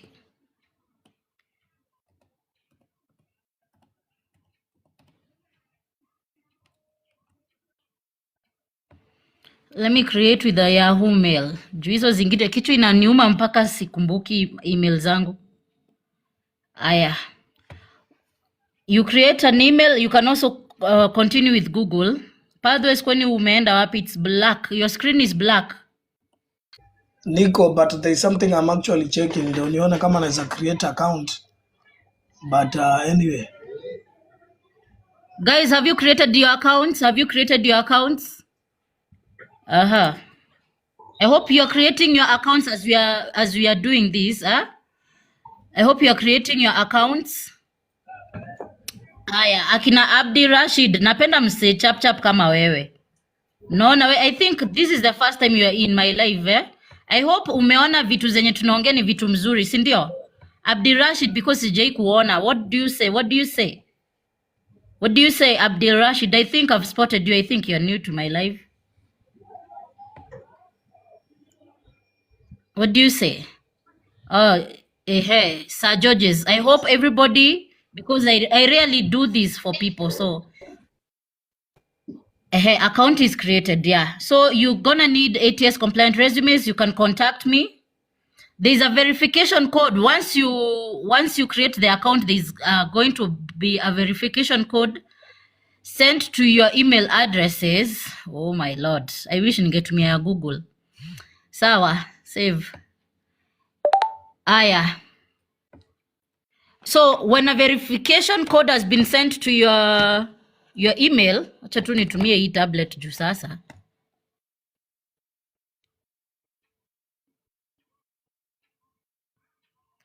Oh, Jibaba says he's new and he's very interested. Aya, Abigail, where are you lost, my dear? Where are you lost? We are helping you create accounts so that you can apply for caregiver jobs. Remember, these jobs are free of charge. Nobody is going to charge you. Remember, to get to UK, you need to have a visa sponsorship. Betty Cheche, sijui hata umepotelea wapi. Hey, my lords. People. Come on, people. What is wrong with you? Hiyo kitu ni very easy. Anyway, ukishindwa, that is why I'm here. You pay me, I create your account and I'll be laughing all the way to the bank because kila kitu tunawaonyesha hapa. Yes, at some point else is a must for caregiver jobs. That is tier 2. But for tier 5, the caregiver jobs zenye tumewaonyesha, it does not require IELTS exams. They don't need IELTS exam. Can man work on the position? Yes, you can work on the position. Chemu bwana. This information I'm helping you with bwana. Hatuwezi anzia beginning. Okay, ngoja kwanza. So somebody mwenye create account anaweza nini? Let me try to verify. Let me go to Yahoo. Nimetumia Yahoo and I don't know kama naweza kumbuka hata password. Yahoo. So you go and verify that account you've created. Go to that. The website is on the ndio hiyo hapo. homecare.co.uk. Si ndio hiyo hapo. Angalia huko right. Just look at the right hapo pameandikwa Pathways Abroad with Official. Angalia hiyo video hapo. That is the website homecare.co.uk.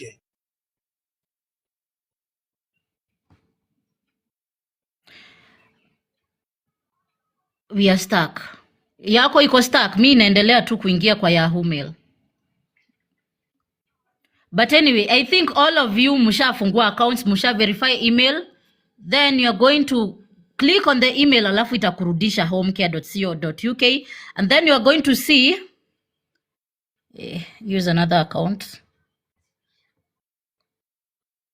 Kamix 23.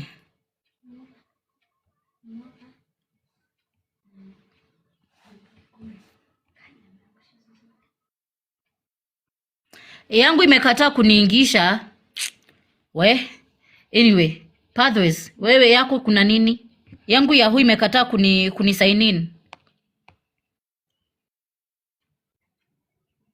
Somebody mwenye amemanage ku create nani? Akuje hapa atuonyeshe screen yako. Just use Gmail. Mimi nifanya siwezi create. Hiyo kazi sahi. Okay, let me see. Tutalala hapa na ni kitu you know the problem ni nini? Mi yangu iko na private information. So I can't input all those titles, first name, last name, number, nini. I can't input it into a live. Just weka si ufunge kamera alafu uweke alafu ingie. Ama anyway. Sawa hivyo. Si you could have done that. But anyway, no sawa. Juu sasa nitashinda nikifungua account. Can't remember my other emails. Anyway, I hope you guys mumefungua. Nimonish ni aje. Na kuona tu. Job title caregiver ama HCA. HCA caregiver ama whichever you are. Caregiver. Boss is done. Everybody. Jim is also done. Remember that information I get paid for and not a lot of people know that. So because I'm in a good mood, that's why I'm sharing. I am sharing because hata mimi wengine walinikumbuka wakanitumia chai when I lost my dad. So I'm also sharing. I'm in that spirit.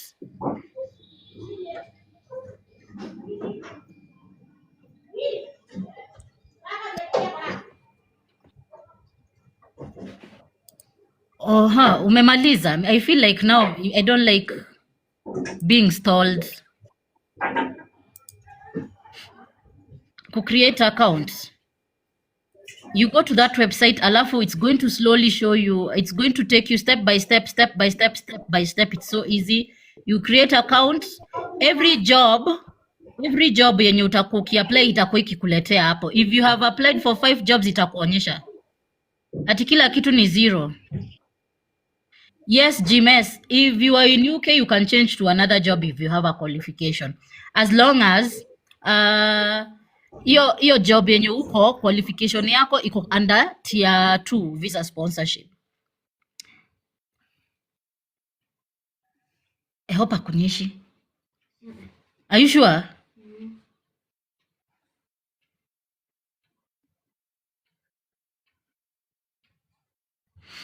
Anyway. Okay, we uko hapo kwa CV. So you're gonna attach an ATS compliant resume. If you don't have a UK styled ATS compliant resume, utaniambia. Hapana, usiweke CV ya kawaida. You'll just hit my inbox tutengeneze and then you're going to attach.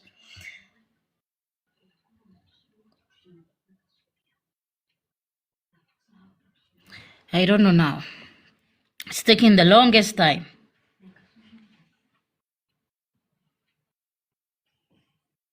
It's taking the longest time.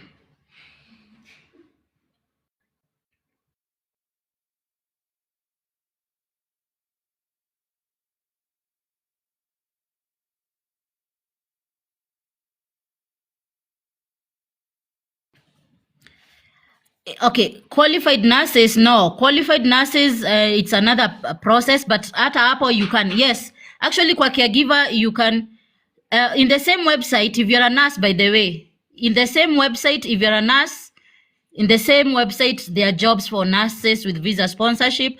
And remember, nurses, kila kitu yao inalipangwa, like flight and everything, huwa mnalipiwa. Aha. Where? Yes, even social worker, you can apply. If you're a social worker, you can also apply. If you're a social worker, so if you're a social worker, you andika a social worker, lakini ukienda, unakumbuka venye niliwaambia from the beginning. Kwa kuangalia, unaangalia social worker job. Let me try to do this now because we are taking the longest time. The location nimewaambia, kama ujui anywhere in London ama UK ama wherever, just go to me a Google. Anywhere you can think of. Anywhere you can think of.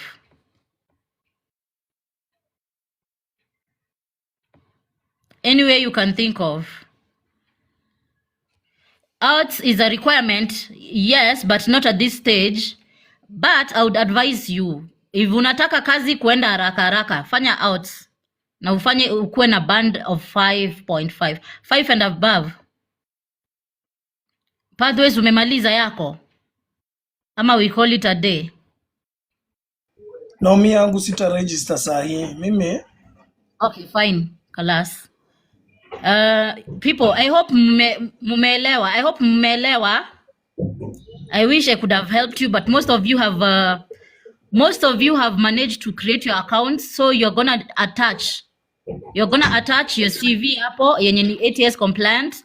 Alafu kuna mahali inaonyesha jobs zenye umeapply, so every time you go back hautakuwa ukirudi ati unaanza kuandika sijui kuandika nini ama CV ingine tofauti. You're gonna be using that one CV na it takes like 5 minutes ama less than 5 minutes inajiapply yenyewe.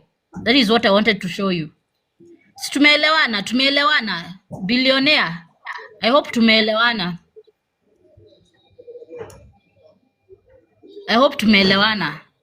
Anyway, Pathways, do you have anything else to say? Mi nimechoka saa hii, nimechoka. Yes, let me just guzia. We talked about a volunteering opportunity for people in Europe. I don't know if you guys can remember the website, but it is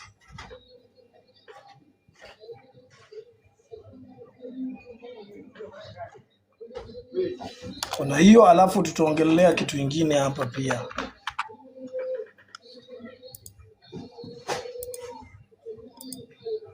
So kuna hii hapa nilikuwa nataka kuiongelelea. So there is this particular website is for you to volunteer in Poland. So many people have contacted me. They've been shortlisted for an interview. So ndio hii hapa, they are looking for people who can volunteer. Euroweek, hiyo yenye unaona hapa kwa screen, euroweek.pl. You can go and volunteer there. So if you are an English teacher, sijui economics, nini, aircraft, whichever, okay?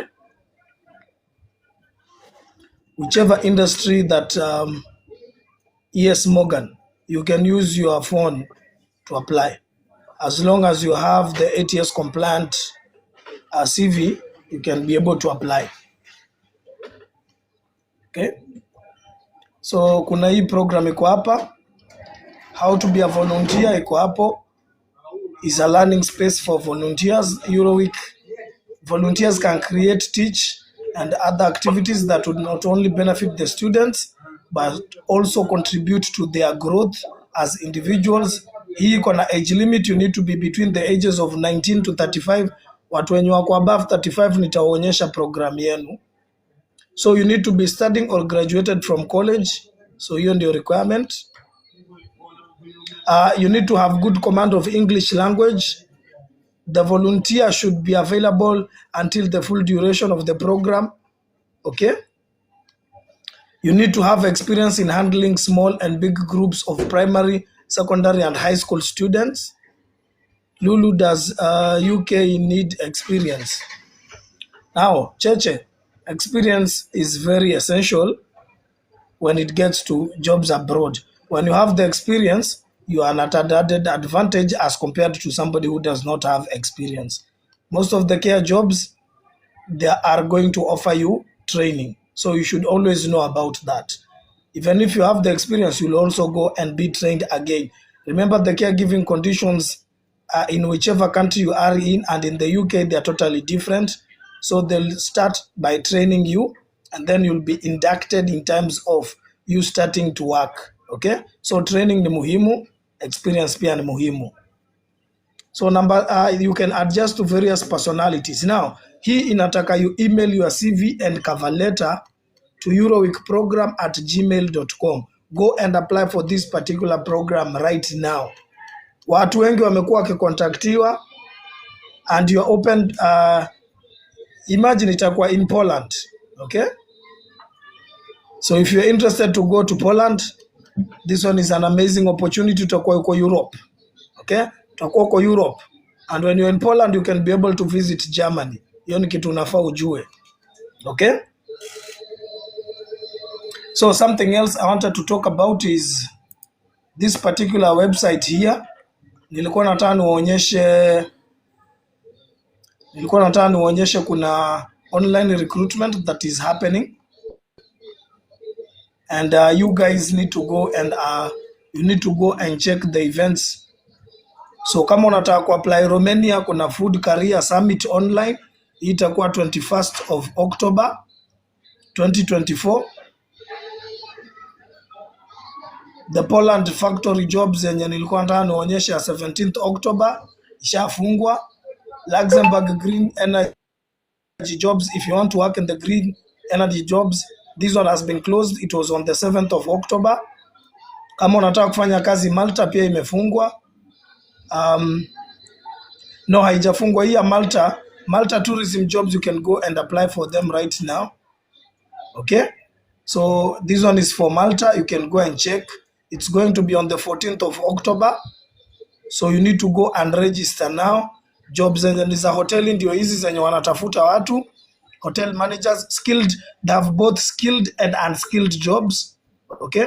Both skilled and unskilled jobs. Hotel managers, restaurant managers, event coordinators, executive chefs, pastry chefs, front office managers, marketing and sales executive, travel agents, tour guides, housekeeping supervisors, reservation agents, spa and wellness managers, hizo vitu zote. Now, entry level positions ndio hizi hapa.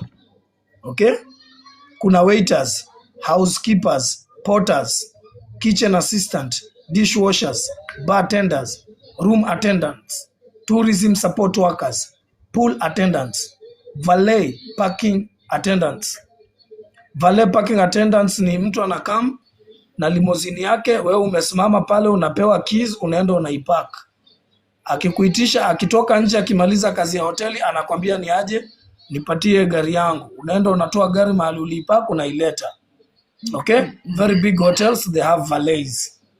Catering assistants, other positions. Sasa hapa ndio watu wengi wako. Receptionists, customer service representatives, cooks, lifeguards. Kama umetafuta kazi ya lifeguard, umekosa, go and apply for Malta. Entertainment staff, drivers. Okay? Security personnel, watu wenye wanafanya kazi Gulf. Wewe ni mtu uko Gulf, unafanya kazi ya security, unataka kwenda Europe, this is your opportunity. Security personnel wa hotels and events. Cleaning staff, wewe unatafuta any entry level position job, unasema uko skilled, unasema unataka job, this is an amazing opportunity for you. The website is europeobserver.net. Alafu unaenda kwa events na click kwa events tab the way I've shown you guys. Ndio hii hapa, register 14th of October 10 a.m. to 4 p.m. There are over 30 employers that will be employing you guys. The event is online. Okay? The event is online. So uhakikishe, wacha nikwambie, 14th of October is going to be on Monday. Hii recruitment iko available on Monday. So Monday kama unafanya kitu ingine, forget about what you'll be doing on Monday. Okay? When you apply ya Poland pia inakuja. Okay? So it's a free recruitment. Go and apply. It's up to you guys to go and apply. Hakuna mtu anafaa kukuitisha pesa yoyote. Nobody is supposed to ask you for any amount of money. It's a free recruitment. You need to have your Europass CV. Okay? Go and register right now. Registration ndio hii hapa. It's a straightforward registration right now. You can go and check your name, first name, last name, email address. You confirm your email address. How did you hear about this event? Utasema maybe a friend or a colleague told you about the event. Participation, unaona zenye ziko available. Ya Poland iko on the 17th of ya Poland ni factory jobs. It's an online fair. Malta tourism itakuwa 14th of October. Brand builders Hungary sales and marketing job fair 15th of October. Poland factory jobs iko hapo 17th of October. Romania food careers 21st of October. And by the way, you cannot register. Wacha niwafundishe siri moja. You can't register for two events using the same email. Kama unafurahishwa na hii ya Finland International Paper and Pulp Career Fair, yenye itakuwa 7th of November, go and register for it. So they have textiles job, they have fishing jobs, aquaculture and fishing jobs in Finland. Health Connect, kama wewe ni mtu wa health, unataka kufanya kazi Germany, 28th of October itakuwa, there is a virtual recruitment fair. Guys, this information people are paying, watu wanalipa milioni mingi sana kwenda kupata hizi jobs. Okay? Gender yako utajaza hapo, country of residence, country of your citizenship. Hapa kwa languages, kwa mjanja. Kama una apply for, let's say you are applying for Luxembourg. Sema uko na basic Luxembourgish. Andika hapa unajua Luxembourgish kidogo. Your age, weka education level. Maybe you have secondary or high school education Finland. Chico, it's just one website that you need. You don't need two websites. All these events are in one place. Okay? The website is europeobserver.net. All these Kiasi, pole. Nimekumbuka, now that you are 60. Wenye hawako kwa YouTube channel yangu ama ya Pathways, please go and subscribe. By the way, I'm planning some of the very, very best YouTubers wenye wako Island, two of my friends. Waje tujeze kazi za caregiving huko na kazi za nini very, very soon. So please, kama uja subscribe to Elevate Global, you're going to find me there. Elevate Global. You're going to see, I used to be called Nancy ABCs of Travel. So ukiitafuta bado utaipata, but just nilichange. Inaitwa Elevate Global. So I'm planning that. Alafu Pathways, nilikuwa na hope quickly ukimaliza hiyo, tunaweza pitia green card within the next 30 minutes. Kama unaweza onyesha kujaza, kama unaweza. Kama unaweza. Sawa, because my phone is about to die also. Close the door. So yangu inaitwa Job Seekers International. Go subscribe right now. Wenye wanataka kwenda Europe, iko na information mingi sana hapo. Go and subscribe there. Utapata videos za Estonia, Lithuania, Finland, Luxembourg, hizo zote. Yangu iko candid. Mimi sitadanganya mtu yote. Hizi zote ni za free. Nobody is supposed to ask for money. Okay? Nobody is supposed to ask you for money.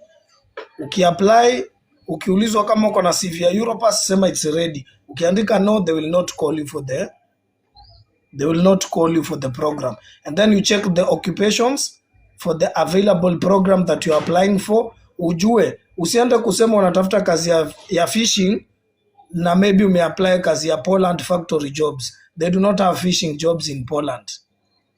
Okay? Naenda ujue una apply nini kwanza. If they ask you about the occupation, click there a suitable occupation. Okay? Nimewapatia paka tips zote. Kuna mtu ako na swali? Chauli is asking namba yako madam, inbox her here on TikTok. She's going to reply to you. Mtaongea stories and numbers hapo. Africana, do you help with CV writing? Yes. Fondo nataka kazi Saudi Arabia, hiyo pia iko. You can be able to find jobs za Saudi Arabia kwa there is the government portal ya NEA. Go and find jobs there. Hiyo ya Finland umesema ni gani? Because of Hiyo ya time Finland malizana nilikwambia. tuonyeshe hiyo green card ndio nitoke because kichwa yangu inauma. Aya, so I will try and see if you are going to join me nikifungua live kidogo. So hii ya green card ndio hii hapa. So the main website is dvprogram.state.gov. Jichunge sana ukitumia another website utaitishwa pesa, they will be calling you. Okay? So hapa ukifungua tu hivi, this is how the website looks like. Watu wengi hawasomangi instructions. Ni vizuri usome instructions hapa, photo examples uangalie, and then you begin your entry here. Okay? So ukifika kwa hiyo website, click begin entry hapo. Okay? Hapa now kuna hii kitu inaitangwa a captcha. You type the characters. Kama uone vizuri you can change the characters. Si unaona inabadilika hapo kwa screen eh? Kama uone vizuri chukua ingine. For example hiyo mimi naiona. So you come and type PHJC hivyo 54. If you type the correct one, picha ya green card lazima iwe ya studio? No. Picha ya green card si lazima ikuwe ya studio, but it has to meet the qualifications that are needed. Si lazima ikuwe ya studio, but kwenda studio ni rahisi. Okay? Ni rahisi. But if you need, there are tools that are available and there are tools that you pay for. Okay? There are tools that you pay for so that they can assist you in terms of getting the right specifications for the green card photo. So ukisha type hapo unaenda mbio mbio you submit. So if you type the right thing itakufungulia. So unaona it's not the right thing. So unakuja na type. So it has to be the right thing yenye iko kwa screen yako, the characters. So ukisha type hivyo itakufungulia. Okay? So hivyo ndio inaanza. Last name.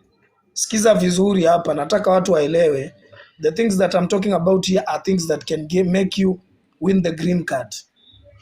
You can either win or not win the green card, depending on how you also fill the application. Family name, hiyo ndio jina ya mwisho. Hiyo ndio surname or hiyo ndio jina iko. Okay?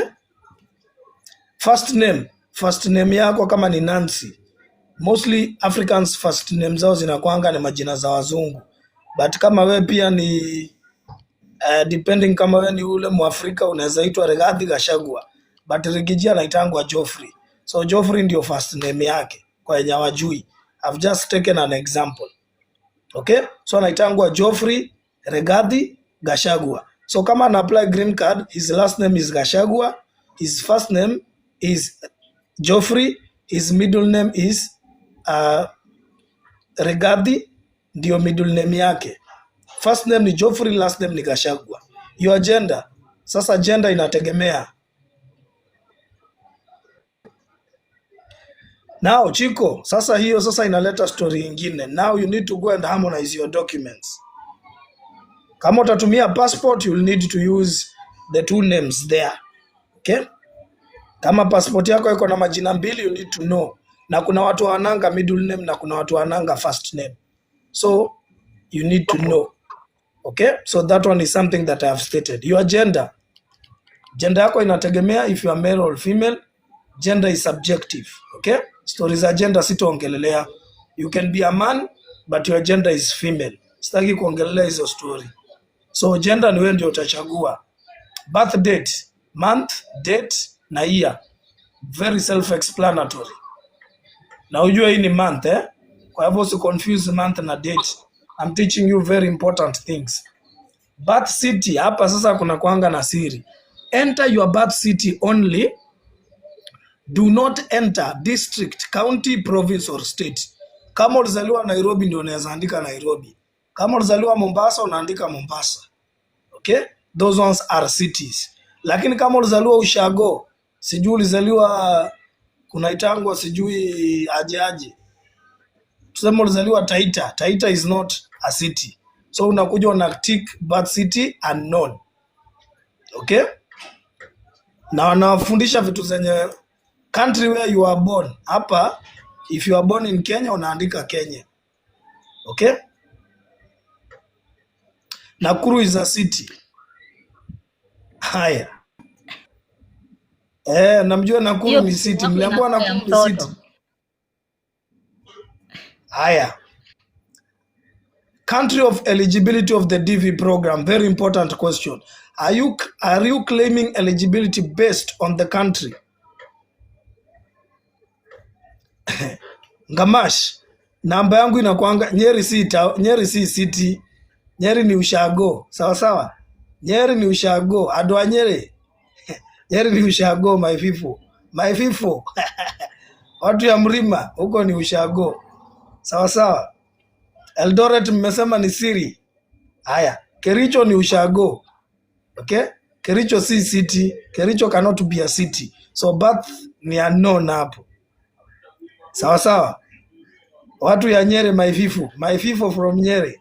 Haya. Try to finish, yes. Because I'm gonna, please let's try to finish juu simu inaweza zima. Nataka wawe wamepata information yote. Na by then naona mnataka nijue kwenye mlizaliwa. Najua, I can see.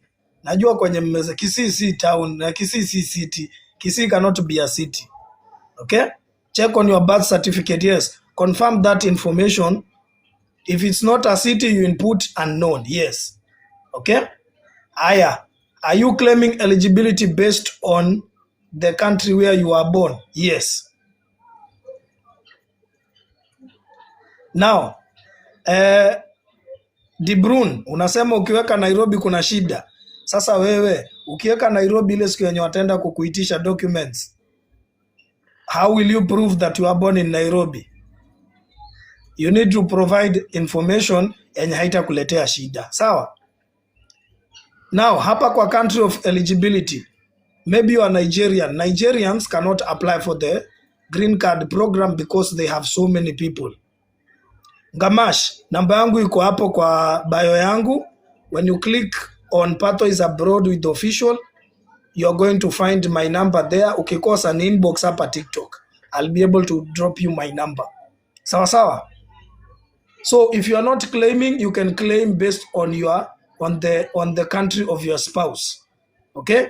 I hope everybody can understand. But most of you guys are eligible based on the country of your birth or country where you are born. Photograph. Hapa kwa photograph. Okay? Photograph. Okay? Hapa kwa photograph, the entrant photograph. Hapo kwa eligibility na ukiwa Gulf Africana, si ulizaliwa Kenya, let's say for example, si ulizaliwa Kenya, si utakuja ujaze hapa, okay? Kama ulizaliwa Kenya, naweza badilisha birth certificate ioneshane ni Nairobi, ni sawa? De Bruyne, kama unataka kubadilisha, that one is up to you. Hiyo mimi siwezi kukuadvise, that one is based on your own discretion.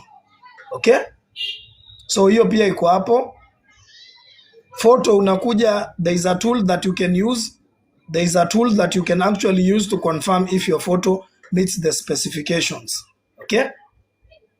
Wacha niwaonyeshe, nitawapatia ka example kazuri. Sijui wacha kwanza ni download hii hapa. Wacha kwanza ni download hii example ndo niwaonyeshe. Mbio I'm showing you guys how to do it, Wacha niwaonyeshe mbio hapa kwa photo. As it's loading, wacha tuendelee na application. So tutarudi hapo kwa picha. Mailing address. Now, there are some people here that do not have a PO box. si ndio? So kama uko na unaweza omba PO box ya mtu, let's say for example ukam uniambie ni aje nataka uniapplyie na uweke PO box yako. So in care of it means maybe I'm the one who is going to receive the mail on your behalf, si ndio? So utaandika jina yangu. Address 1 is very important. Address 1 is where you type, for example, let's say PO box yako iko, let me give a good example, GPO PO box 200 GPO Nairobi. So utakuja uandike General Post Office Nairobi hapa address 2, which is optional. Okay? Hapa address 1, line 1 I did write with my phone. I did it with my phone. De Bruyne, haina shida as long as you did the right thing. Address line 1 utakuja uandike GPO Nairobi. Address line 2, which is optional, PO box yako. City ni Nairobi. District ni Nairobi. Okay? Or province. Okay? County ni Nairobi. Postal code, very important.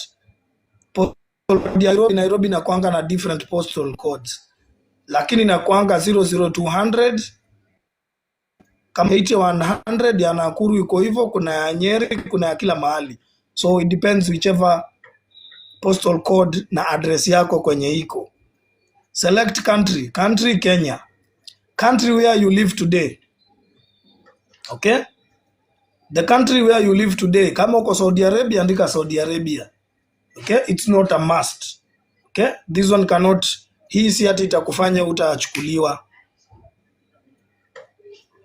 Okay, nimesema inategemea. That's why I've said Nairobi kona yake, ya Mombasa ni 8100, so it depends with where you are, na kila mtu anakuanga anajua PO box yake mahali iko. If you don't know the zip code, you can be able to Google the zip code. Okay? Na utapata. In care of nimesema kama hauna, you can use somebody else's postal code. Mimi niko na yangu. Okay? So mimi nitaandika yangu. Kama ni ya kanisa utaandika jina ya pastor. Okay? Ukiweka city Nairobi, then province niweke Nyanza. Sasa sio na De Bruyne, I think wao napenda tu kucomplicate tu vitu. Just feel, guys, always know it's good to do the right thing. Don't complicate. Tangulini province ikakuwa Nairobi, Nairobi ikakuwa iko kwa province ya Nyanza. It's not correct. Okay? But remember, everything that you feel here, it has to be something that can be verified. Okay? Phone number is optional. Weka phone number yako hapo. Email address. Put hapa, it's very important. Email address is very important. Remember, the email address will be used to provide you with additional information. So if you are selected, information concerning your further processing, mimi nataka kuonyesha where to add photos of your family. Msab, photo ya family unless ni husband ama mtoi wako. Those ones are the only people that can be added. So hatujafika hapo. What is your highest level of education? Hapa very important. Now, you must have a minimum of a high school diploma. Now, hapa kuna kitu very important. Kuna high school no degree na high school degree. Remember, the high schools that provide you with a high school degree na kuna high schools zenye zinakupatia a high school diploma. So, utaandika high school no degree. Sawa sawa, kama highest yako ni hiyo. Watu wa primary school only utajaza hapo. Lakini ujue primary school only, chances are the minimum is you need a high school diploma reflecting the completion of a full course of study. Vocational school or equivalence degrees are not acceptable. So kama ulienda ukasomea vocational school Finland, wewe ni mtu wa high school. Hakuna vocational school za hiyo. Okay? Or be a skilled worker in an occupation that requires at least 2 years of training or experience to qualify. Hapa sasa sitakufundisha because utaenda kwa onetonline.org. Kuna watu wenye by that they actually get the green card based on being a skilled worker in an occupation that requires 2 years of training. Now, occupations that require 2 years of training, are very specific with the ones that do not require educational qualifications. So kama uko kwa occupation yenye ina require a high school diploma, you are not eligible to apply for the green card lottery.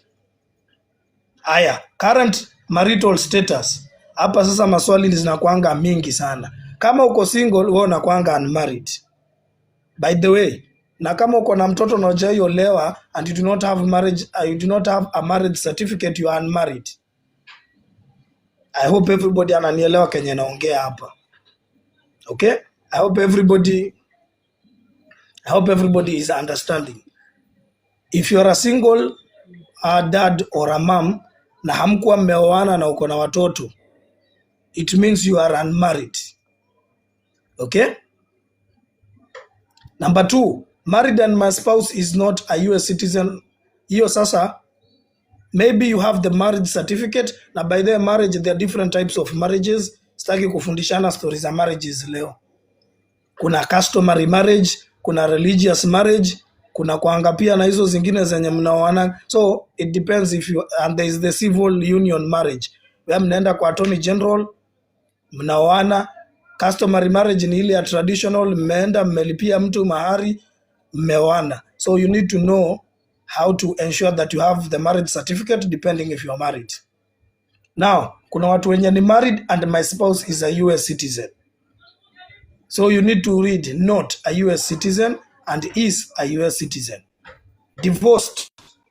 Divorce lazima huko na document ya kuoneshana uko divorced. Widowed. Kuna status inaitangwa widowed. Widowed ni amekufa. Okay? And you'll need to provide a death certificate. Legally separated. Legally separated lazima mkuwe na documents. By the way, hapa hakunanga mchezo. I'm just teaching you guys ndio kila mtu ajue. So if you are not legally separated by a court order, you must include your spouse even if you plan to be divorced before you apply for the DV lottery. Failure to list your eligible spouse is grounds for disqualification. Kuna mtu aliniambia anataka stories za kwenye family wanaekwa. Ukiandika uko married hapa. Okay? Ukiandika uko married, itakufungulia place ya kujaza information for your married kwa mpoa wako ama permanent wako. Number of children unaweka mmoja. Ukiclick continue, itakupatia information where you can fill their information. Okay? And your spouse also needs to have a high school diploma. Okay? Kama ako na degree wanaitangwa university degree. Okay? Na kama uko divorced si lazima uko na documents za kuonyeshana uko divorced. Betty Cheche, I think wewe unacheza tu. You're just joking. Kama uko divorced huwezi muandika hapa. Kama uko divorced ni hivyo. If you are legally separated, you have to put the details of your spouse. Okay? So if your spouse is a US citizen or lawful permanent resident, do not list him or her in your entry. Picha za mtoto lazima same qualities, of course.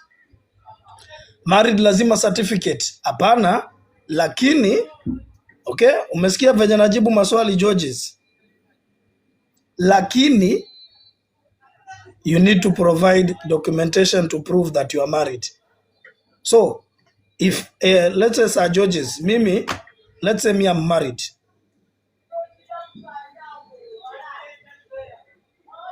Yes, I'm married with the kids. Sasa si utaad watoto hapo.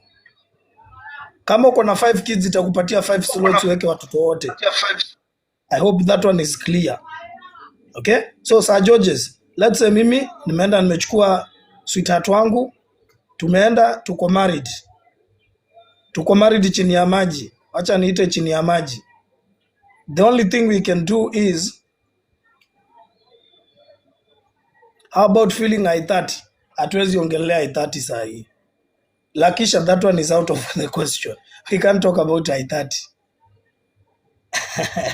We can't talk about the I-30 right now. That one is another topic for another day. So, Ukisema uko na watoto itakufungulia another tab. So if you have 0 children or you have no children unaandika 0.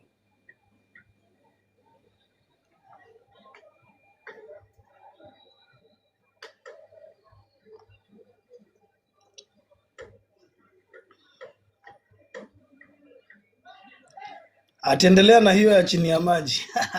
No, sitaendelea. I think everybody. Kuna mtu ako na swali guys. I'm expecting questions based on So, Sir Georges, this is what I was saying. If both of you have been married,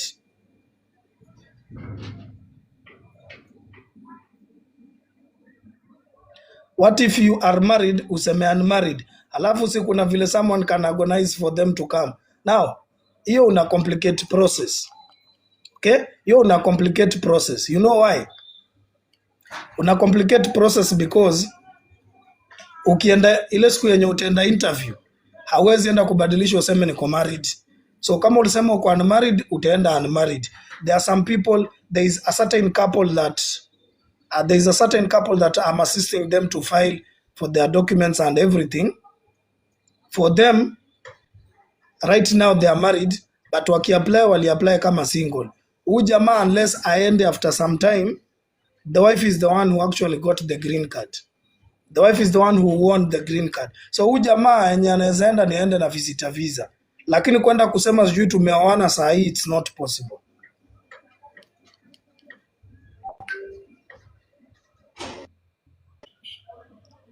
So I'm sorry about that.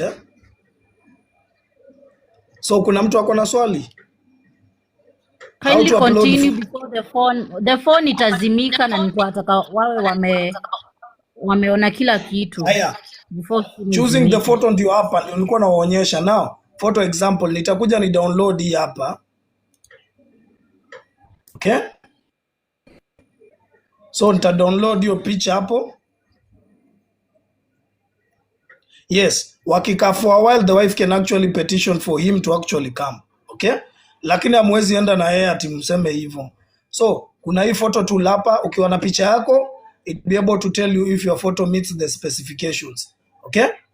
So inaitwa TSG photo tool, ndio hiyo hapo. This is how you upload the photo mbio. Number 1, you check the photo if it meets the qualifications, and this is how you do it. Okay? So example mzuri ndio hii hapa naonyesha. So the photo tool ndio hii. So you come here, you choose your photo. Photo yangu si ndio hii hapa. Ndio hii hapa download, so na upload. So nimeweka picha gani hii? Anyway, downloads.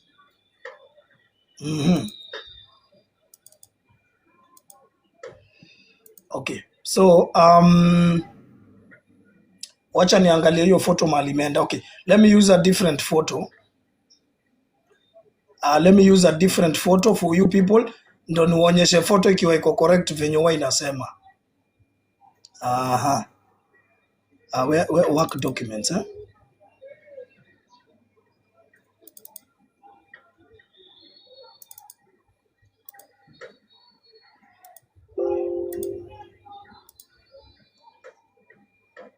So you need to choose hapo kwa province, county, district utaweka zote 3 zikifuatana. Hapana.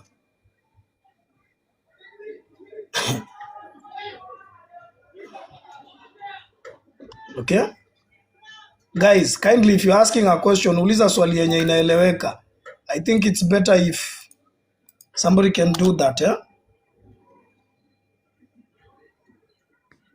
Thank you so much, Victor. Asante, Victor. So unakuja una upload picha yako. Let me look for a photo for you people. Wacha nitafute picha moja mzuri sana hapa. So let me check for a certain photo here. Yeah. Okay, let me check for the photo and then wacha nitafute picha mbio and then I show you guys, Let me check the photo and then I assist you guys,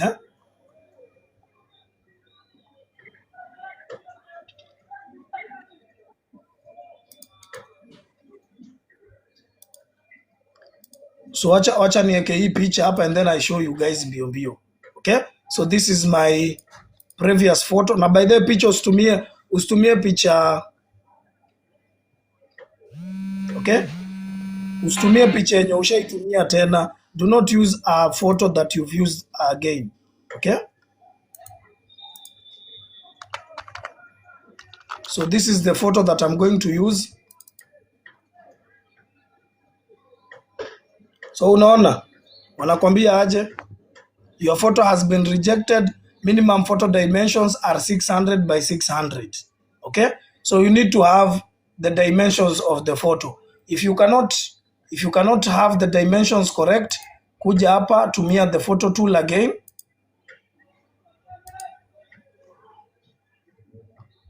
Okay? So you need to go and check, for example, if the photo meets the qualifications. Wacha nitumie hii hapa green card. Wacha niite original green card.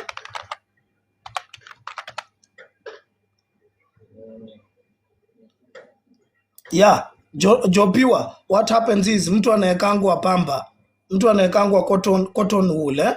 Cotton wool inaekangwa hapa nyuma ya masikio, and then you'll be able to go and check. Okay, so let me show you what happens if the photo is correct. Okay, so mtu anakujanga hapa.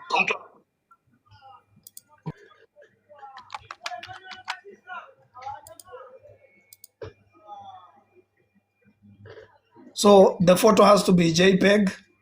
Can one Photoshop to improve the quality? No, you can't. Technocrat, wacha nikwambie, okay, you can.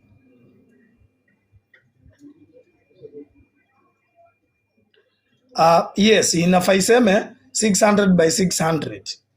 Guys, stories za picha I know zinakwanga mingi sana.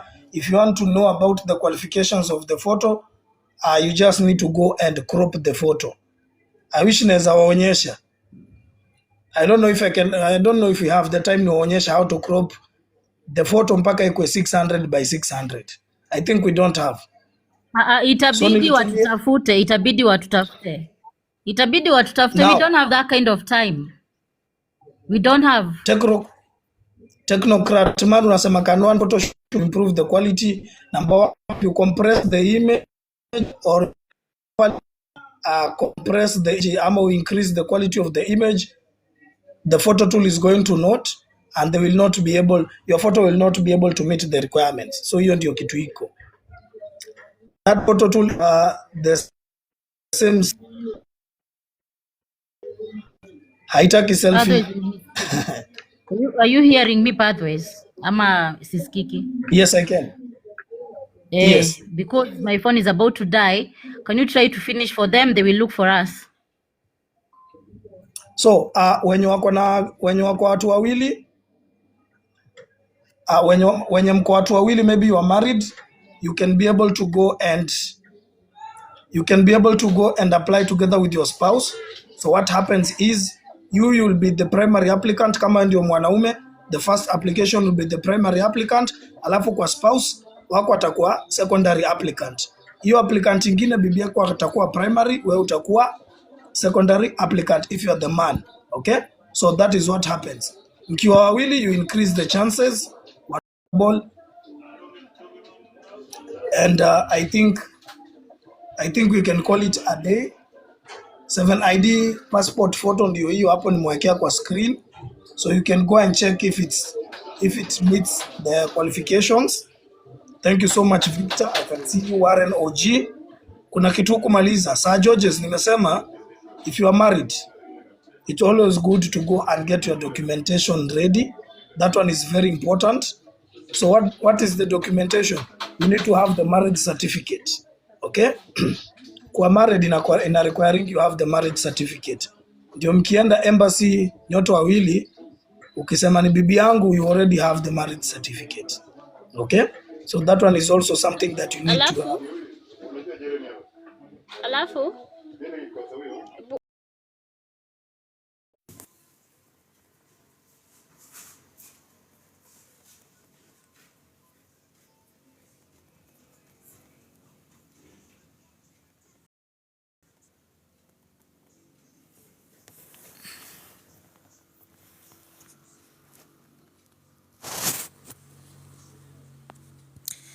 Morgan.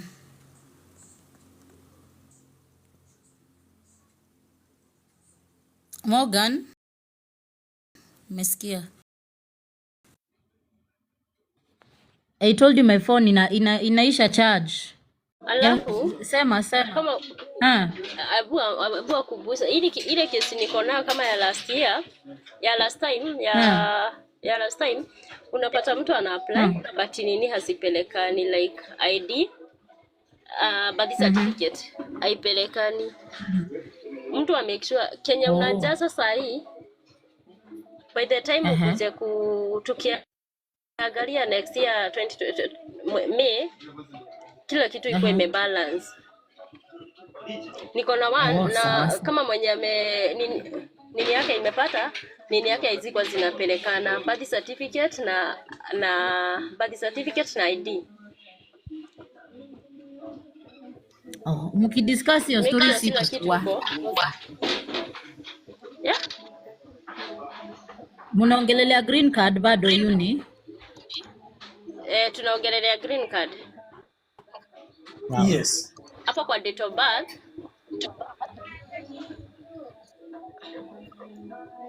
zikuwe zikibalance. By the way, all your documents have to be speaking one language. I'm sure nimewaambia hiyo kitu. Nikakwambia ukisema uko married documents ziko. Ukisema uko na high school certificate yako iko. Sasa tunasema uko na high school alafu hauna high school certificate. Date of birth. Okay? Your names. Hapa kwa majina, I have a very unfortunate case. Somebody went and applied, mtu alienda kwa cyber, aka-applyiwa lakini huyo mtu alikosea majina zake. Huyo mtu mwa cyber alikosea venye majina zake zinakaa. So, middle name na last name zilikuwa zimechanganywa. So, this particular lady wakati alienda embassy, alinyimwa the green card.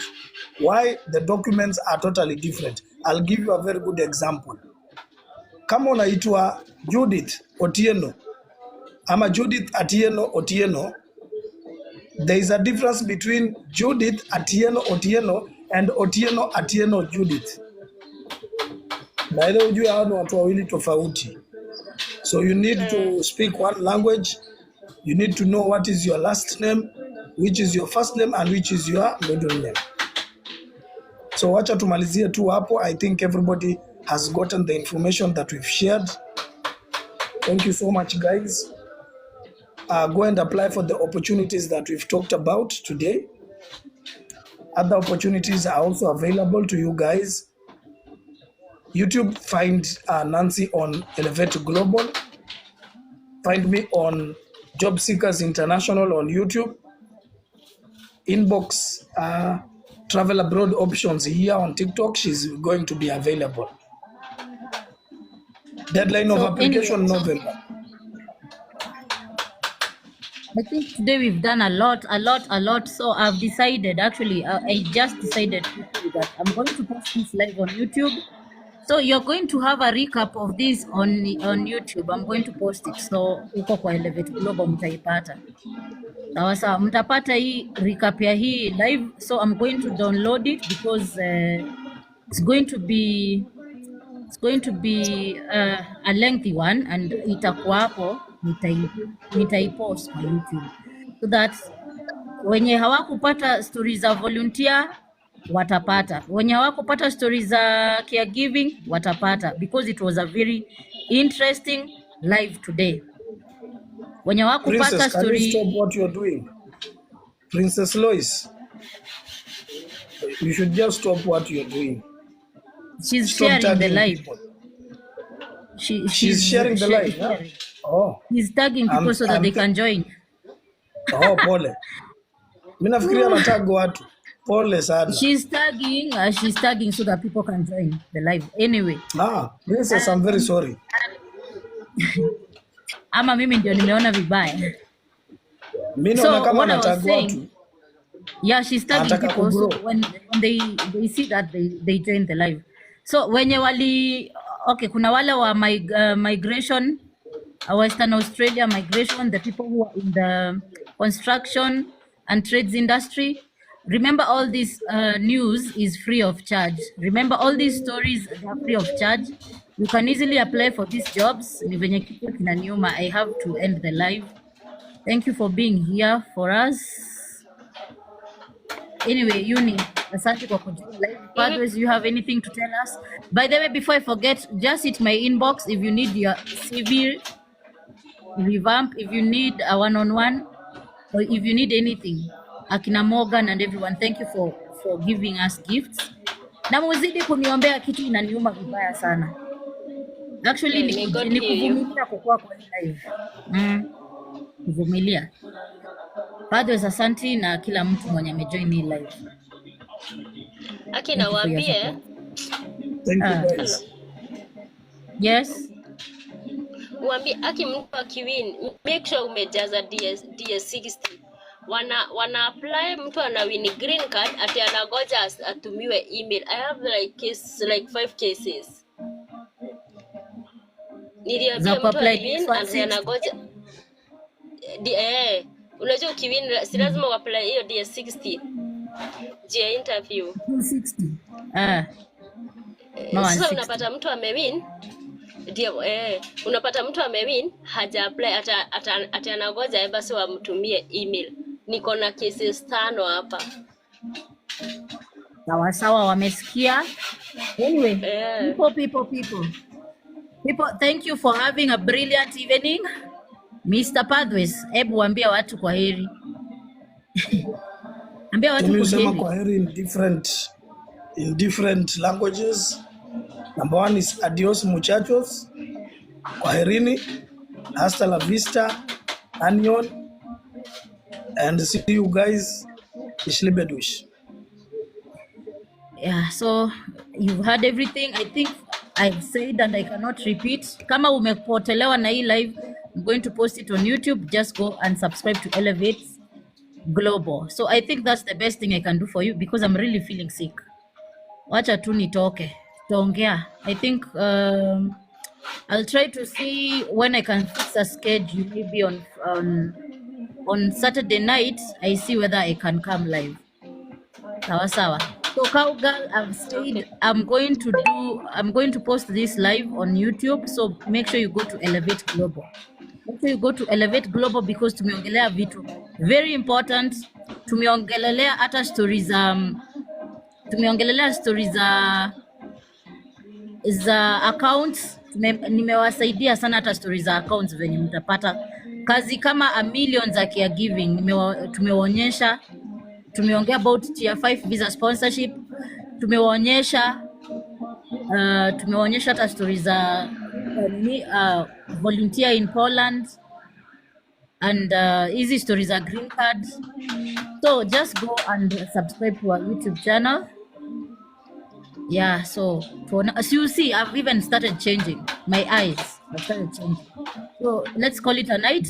Good night, Tini. Just Na a little asante, bit, mbarikiwe. Nancy. Ah.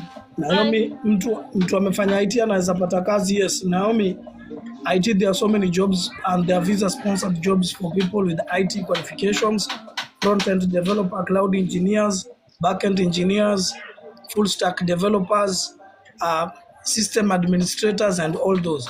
Kama wewe ni mtu wa IT, there are visa sponsored jobs. Thank you. Kwaherini guys. Bye. Sawa sawa. bye.